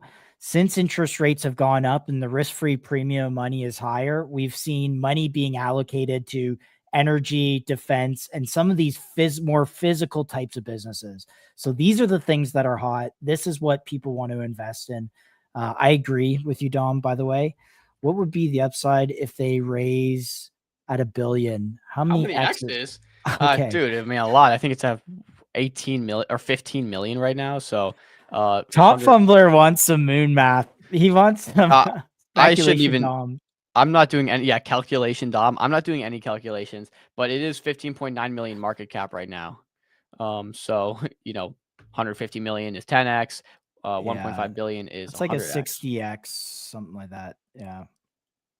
60x. Yeah.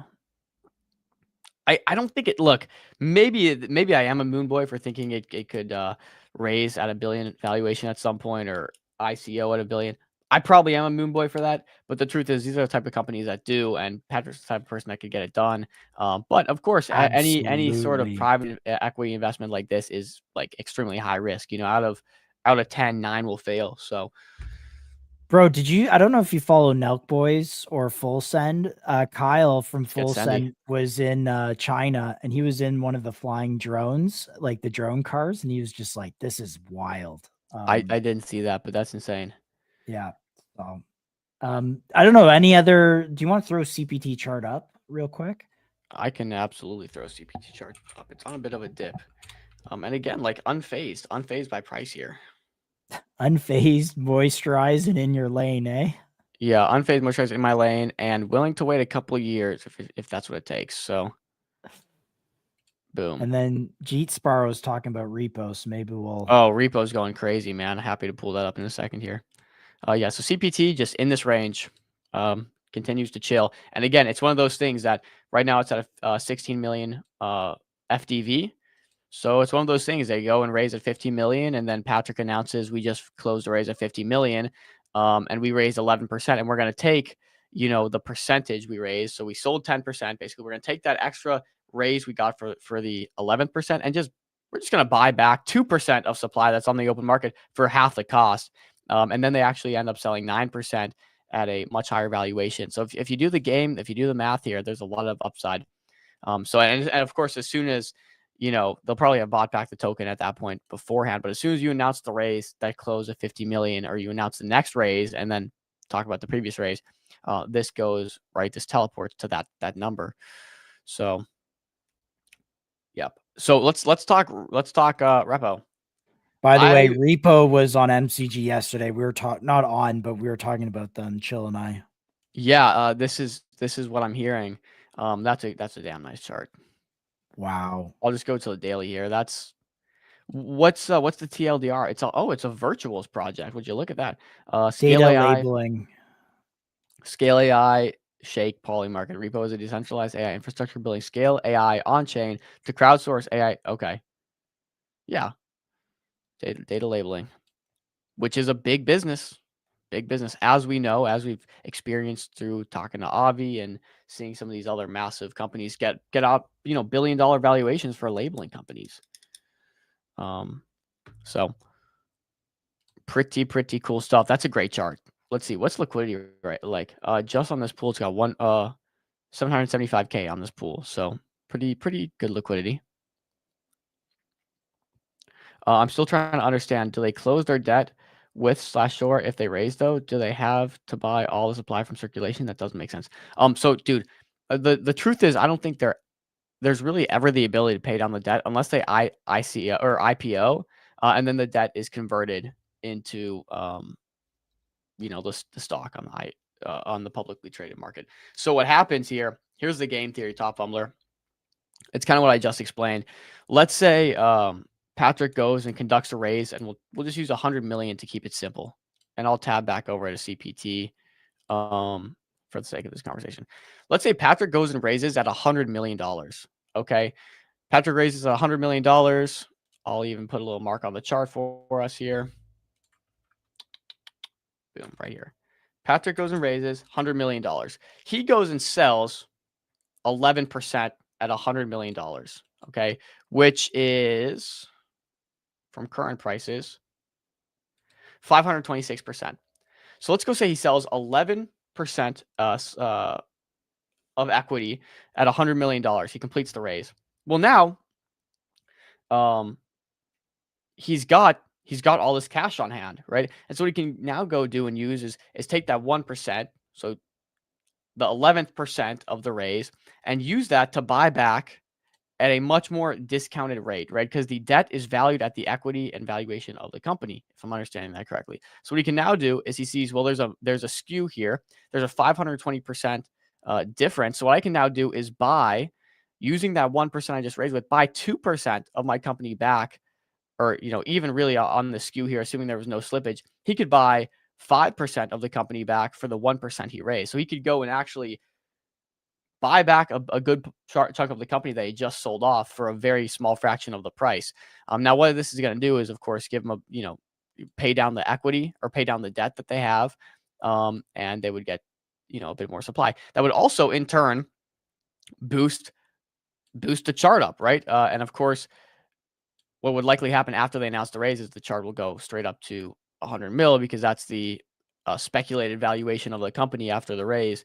And so the angle here is being in, holding the token for when Patrick goes and buys back CPT from the next raise, right? Or just waiting for that announcement to be made where price will reprice up to 100 mil, because again, this is a debt formation that represents basically the value of equity in the company. So if they raise at 100 mil, this should automatically reprice. And so people, I'm assuming, that maybe missed the raise, that want to get more, or can buy at the same valuation for much cheaper, are just going to go straight to market and buy. So that's the game, the gamified layer of it. And, ultimately, this is all just speculation. We're not going to know what happens or how this works out until we see it in real time.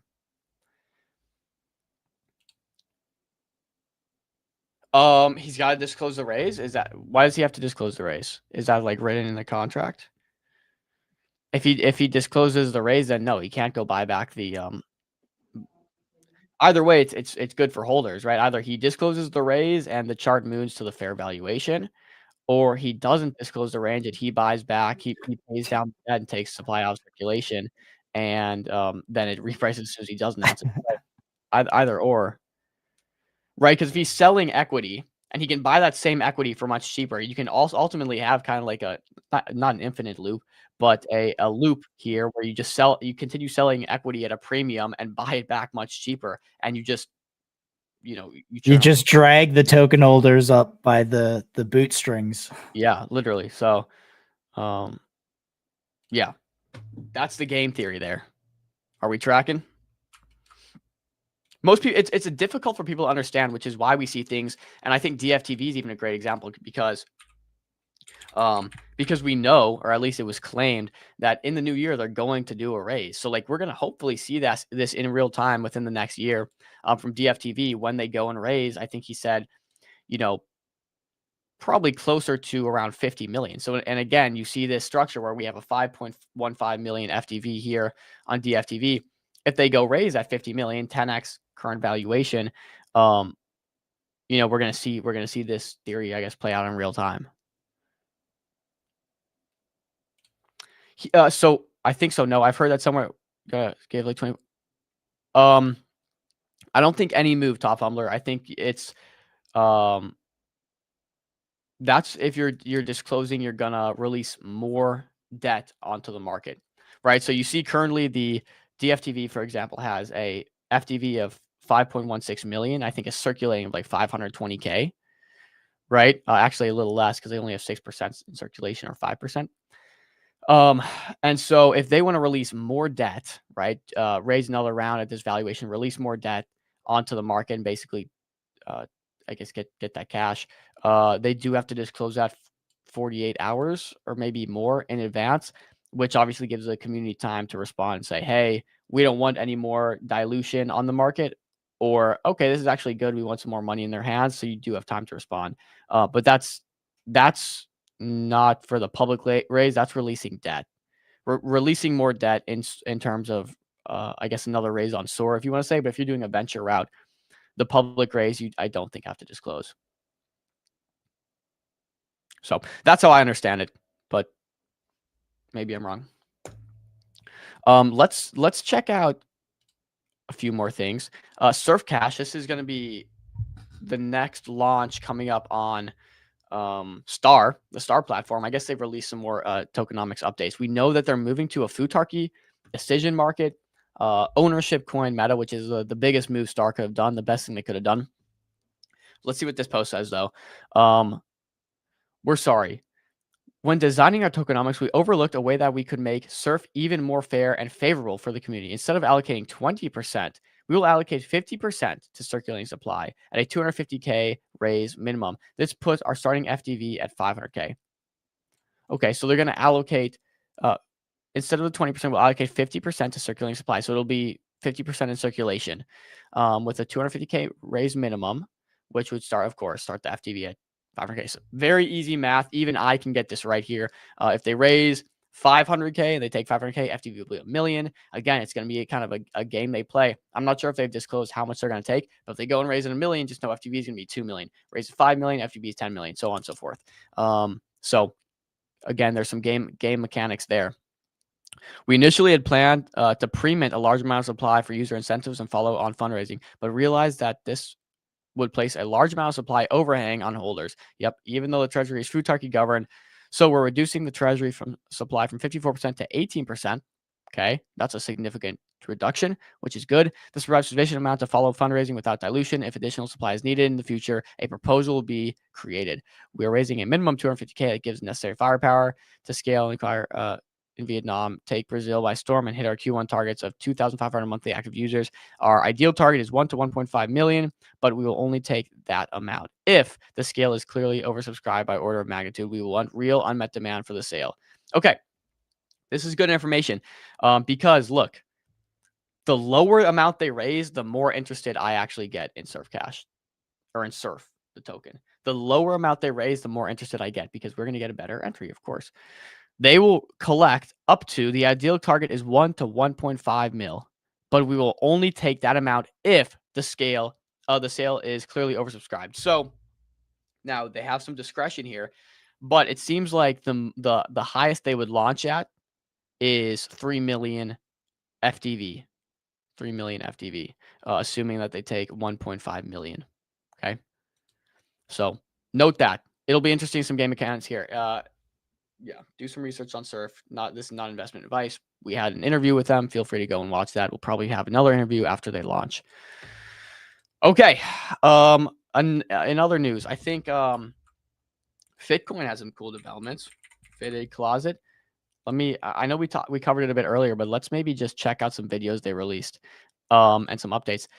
In the last 48 hours, we added 2 million plus in identified inventory, the strongest data set in fashion built in public. Again, this is a data play. Fitted is a data play. The iOS update went live 24 hours ago. User signups are up 50%. Closet uploads up 67%. Real ownership is scaling faster than we expected. So they released the iOS update. They grew signups by over 48%. And then Closet uploads are up 67%. So people are using. So cool. Introducing the Fitted iOS update. Here's the video. Let's just play it. I'm not sure if you can hear this. Can you hear the music? Nope. And you have to do it on Fitcoin because their music and videos are always great. Can you try resharing? Yeah, I can. I wonder if there is a Evelyn Ha. Oh, sheesh. Did you see that? I did. Now that you pointed out. Share screen. Let's see. Fitted. I don't know. I got to figure out how to have my screen not mute audio here. But okay, here we go.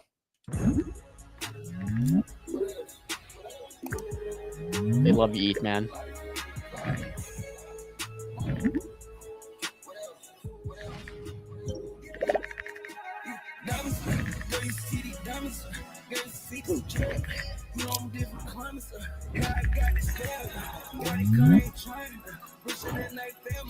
If I was a stylist, I would absolutely have an account on here. That's All right. sick. Cool. Sick. Yeah, Fitcoin's doing their thing, man.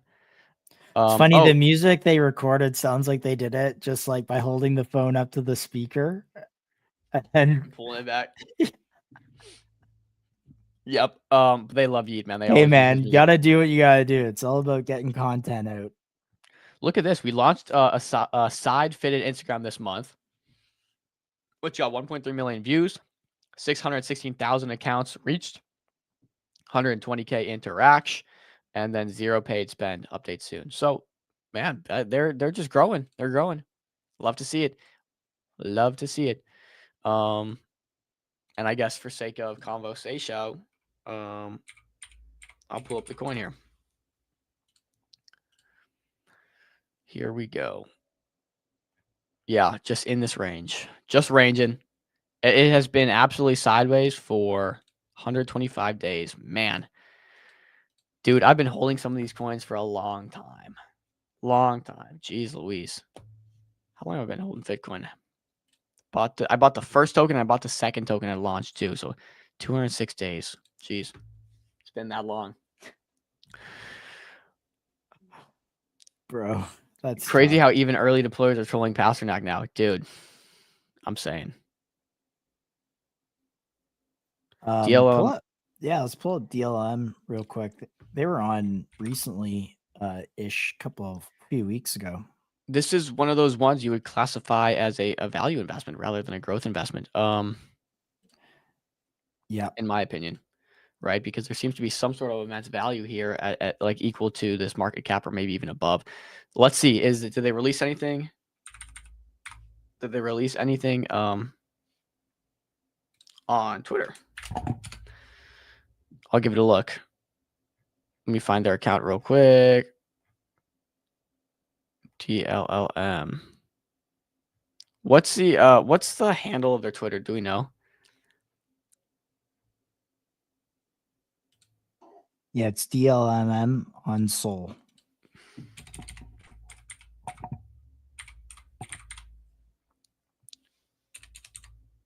Maybe you can pull it up. I'm having trouble finding it. Because you search DLLM and you just get the DLLM from the community. Yeah, I'm just I'm just seeing what catalysts here that we're talking about. I don't see a treasury update. I'm just looking at it. Just burns. Yeah, I do follow them closely. They do the daily burns. Here, let me see. I could probably scroll through my Twitter lists and find them. DLMM, where you at, bro? They do daily burns, which is nice. Yeah, DLM on Sol. Solana was built for ICM. Mobi is making it even more. Okay, so they're now on Mobi under the ICM section. Go to airdrop Mobi to see your allocation. Happy DLMing. Oh, okay. Nice. So I can actually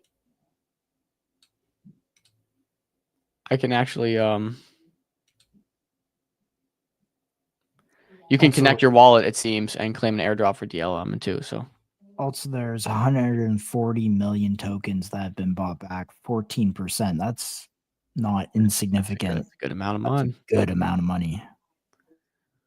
It's a good amount of money done. But their TVL posts or AUM posts update hasn't changed since November 1st. So we probably are due for an update here at the Treasury.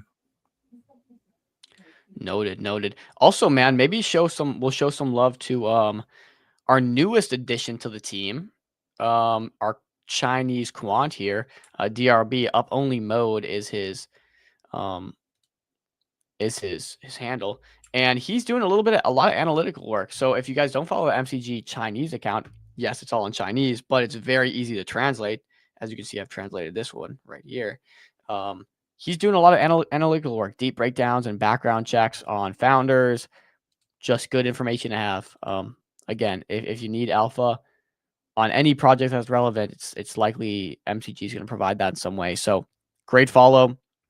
Follow the Chinese account. That's right. Does your other live stream shows have a Chinese quant on it? Because ours does.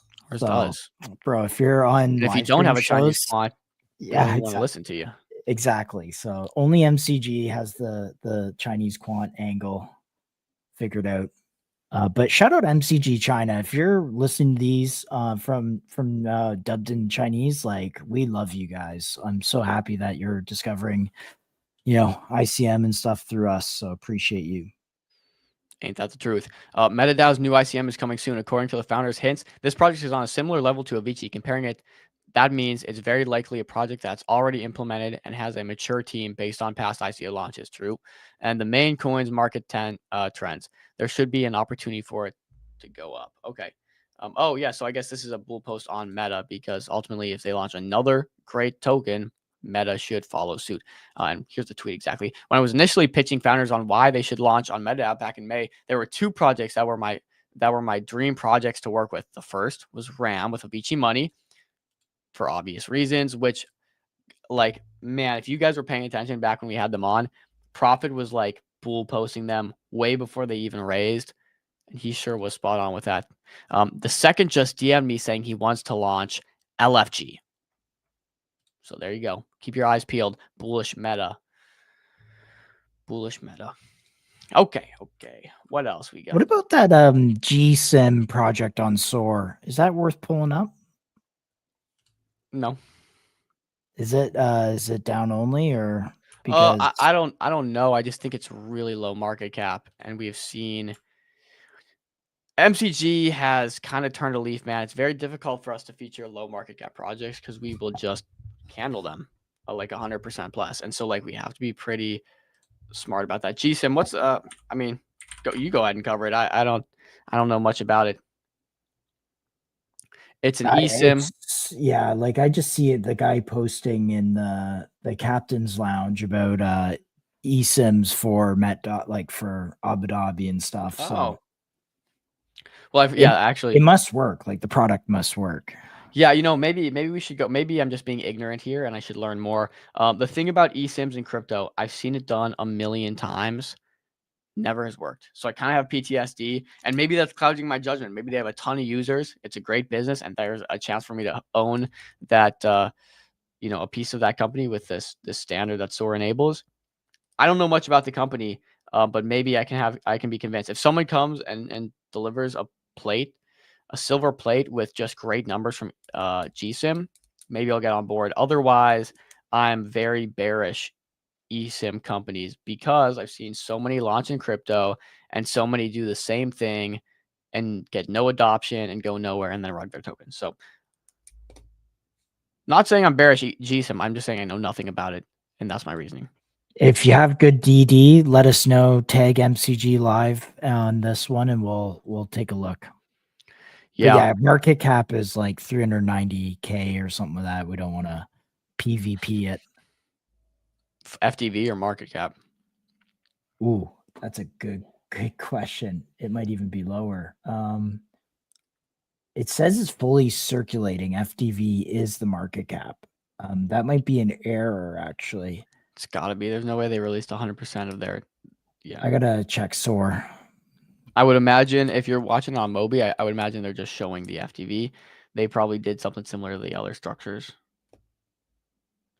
Yep, top fumbler, go and full port GSIM is basically all I'm saying. No, of course not. And just in case it does do well, we have the clip anyways that we talked about it. I'll just take that excerpt, go full port GSIM, and we'll post that everywhere. Shamdu made an interesting tweet a little while ago, and he's creating his own launchpad, I believe. I've had some discussions with Shamdu, and so we'll probably feature his projects when they come to life and what they're working on. But he said this. He said, had an interesting discovery on our team's alliance interview today. Apparently, Believe tokens do, in fact, have an equity anchor to them, though in the terms of service, it says otherwise. Did investors in Believe not know what they were getting themselves into? Then here, I'm not sure what this pulled from. He said, I think probably terms and conditions from the Believe. Creator tokens are speculative, involve a high degree of risk, may be illiquid, may have no value, have limited regulatory certainty, may have exposure. Basically, it's just, saying there's no value. But he's saying based on the alliance call he had today, Believe tokens do in fact have some sort of equity anchor. I'm not sure what this information changes. I don't think, like, Bobby certainly wouldn't have known that signing and signed up for it. So I don't know how to take this. I don't know if Shamdu is incorrect about that. This is he said, she said situation, but I don't know how this works. I just saw it. I thought it was interesting to highlight. No clue what I even do with this information, but yeah. Okay. Otherwise, I think I'm good. Chill has a great tweet on Met here. I don't think we need to cover it. I think we've already covered it a couple times on this show, so maybe I'll actually unbookmark this. But nonetheless, guys, that's all I got for you. It's been a good stream. 2 hours and 13 minutes live. So, Josh, anything you got? Maybe give us a little spin, man. I like the MCG merch. We got the hat. Oh yeah. All right, I'll give you a spin. Yeah, this can be a spin like a good girl. I don't need this side of Dom at all. Dom, in case you don't know, Dom doesn't even know where his hotel is. Oh no, yeah, dude. Oh, I might be homeless in Abu Dhabi coming up here in 5 There's days. zero chance I'm letting this guy into my hotel room, but here it is. No, the shirt looks good, dude. The Dude, shirt looks this- good. What's the feedback, guys, in the chat? some Chill had a bit of a people- family emergency today, so Yeah. yeah, just keep him in your thoughts and prayers. Yeah.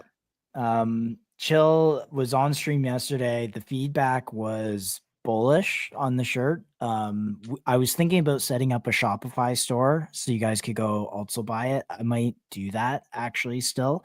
So stay tuned. We will do that.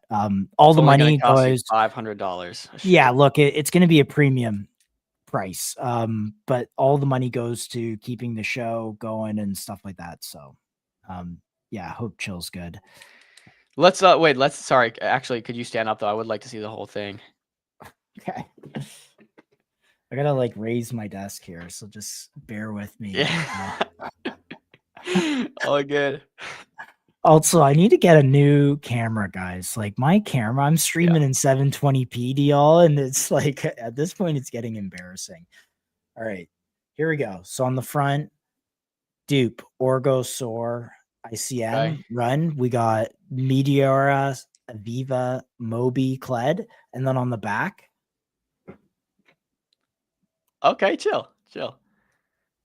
just MCG Live. So Dom, whenever we're doing BD or whatever at Met Dobby, and people are like, "Oh, what's MCG?" You just say, "Oh, go to our X account." They're gonna be like, "What?" Like, go to our X account. They're like, "I can't hear you. Turned around." And that's gonna be awkward. How come it says Met Dobby December 2026? Yeah, right. Does it really? No, but my wife, she's like, "Oh shoot, I put 2026 on." I was like, "No." Yeah, just kidding though. Just kidding. Oh, good jokes. Yeah. I mean, it's a V1. I've seen some cool merch for Breakpoint, so it's gonna be fun. It's gonna be exciting. Yeah. But hey, I'm excited, man. I would love to get some MCG merch, something real nice, real cool. Yeah, and Love guys, that you these guys are rocking with us. sponsors helped us out, by the way. These guys, shout out to all these guys. They all contributed like, an undisclosed amount of money to help us get there. So go support these tokens, go support these businesses because they're the best. We wouldn't be anything without our sponsors. So Ain't that the truth? Okay, schedule. We got tomorrow is Friday already. Wow. So we got one more day in the week. And Josh, I think this is the last that they'll see of us for a little while then. Unless we're That's streaming it. Monday. yeah, you guys won't see us for a little bit. We will stream from Met Dobby. We don't know what the streaming schedule is, by the way. Chill's gonna kind of just run his own Trader Radio, and then I'll try and stream stuff from Met Dobby so you guys can see that. But yeah, we won't have a set schedule, so bear with us. And yeah, hopefully Met Dobby is banging, so you might just see us go live. That's it. Yeah, I'm thinking we're like, of course, we're not sure what's going on there, but hey, I think if we get some time in between our interviews that we have going on from at Dobby, maybe you see us. If we walking get around. alpha, like we'll let you know. Yeah, and I'm thinking, look, if we see, we will see like Avi there and some other guys. Maybe a quick 5-minute just elevator pitch. What's going on? What's new? We got you in person, and just pump out some clips for you guys. We'll see. TBD. Yeah. TBD. There was only one last thing I wanted to say, and I've since forgotten it. So, oh yeah. So we have an alpha telegram. We are going to use this. We might have guest telegram hosts in there. Think of it like you have all your ICM and ownership token people that you follow. They're all calling good alpha. You're in all these random telegrams. We're going to try and bring that all together potentially, and also include the alpha that we get. So there's been instances, for instance, with Umbra, we were live on stream trying to unpack the Umbra potential or partnership, and we verified it live on stream. Boom, that would go in the telegram, right? And that sparked the Umbra narrative, and made people some good money. So those are the types of things we want in the TG. Really, really high specific alpha dense. I will drop the link to the TG for 15 minutes only. So have notifications on to MCG Live, 15 minutes only. You'll get that link. Once it's done, it's gone. It's gone. You can't join. So Well, we're gonna have it more than just one time, but yes, more than very one short time. periods of time, like Short periods of time. Yeah. because we got to test it out. We need the beta users. I think we got like 100 in there after the first drop. Yeah. We're trying to keep it tight as we test it out. Very Man, we got- limited, very focused on people who really like are with us. yeah, we got a lot in the pipeline. To add to that too, like Josh said, hopefully some exclusive stuff, maybe exclusive calls in there, access to some of our deal flow, maybe. Like we said, curated list of some of your favorite guys on Twitter that are doing really great stuff that maybe have their own telegrams, just aggregating it into one, so all the best alphas there. Maybe have longer form content, breakdowns of what we covered during the week, breakdowns of projects, maybe breakdowns of narratives and narrative building. So it's gonna be cool. We're gonna try to utilize it, guys. It's a work in progress, but ultimately that's why I want to just keep it small for now and maybe open it later. But if you want to be early, hey, pay attention. Notifications on. I'm gonna drop it in the next 5 minutes. By the way, go ahead, do the stream schedule. There's your alpha. Okay. So tomorrow, Friday, December 10th, we have Waterminder and we have Waterminder, which is rebranding after migrate.fun to Fun. Which is Fun Media. And I think that this is going to incorporate a little more. So we know Waterminder today is their water app, very popular on the App Store. It's been successful for the last 9 years, I believe, 8-9 years. But what's changing here, I think, is he's integrating, and I haven't done enough research to confirm this, but he's no longer just going to use the token in Waterminder. He's going to be integrating across all the apps that they have. They're kind of like a studio here. So that should be big. Talk a bit about that. What's new with them, with Krish. He's obviously a beast. And then we got Karma Wallet back on the neobanking. So obviously top fumbler. You think neobanking is boring. You're going to be bored then for the next one. But we got Karma Wallet on. We obviously know Amirex. He's a beast. We love what they're doing. And he's a hardworking kid. We look forward to that conversation. So neobank tomorrow, consumer SaaS products, or I guess consumer apps as well. So should be a fun stream. And we hope to see you guys there as always, man. We're so grateful for everyone that shows up every day, supports in the chat. Get Repo on. You know what? Good point. I will add that. So thank you guys. We appreciate you. Be on the lookout for this Telegram link. See some of you at Met Dobby and love. Peace.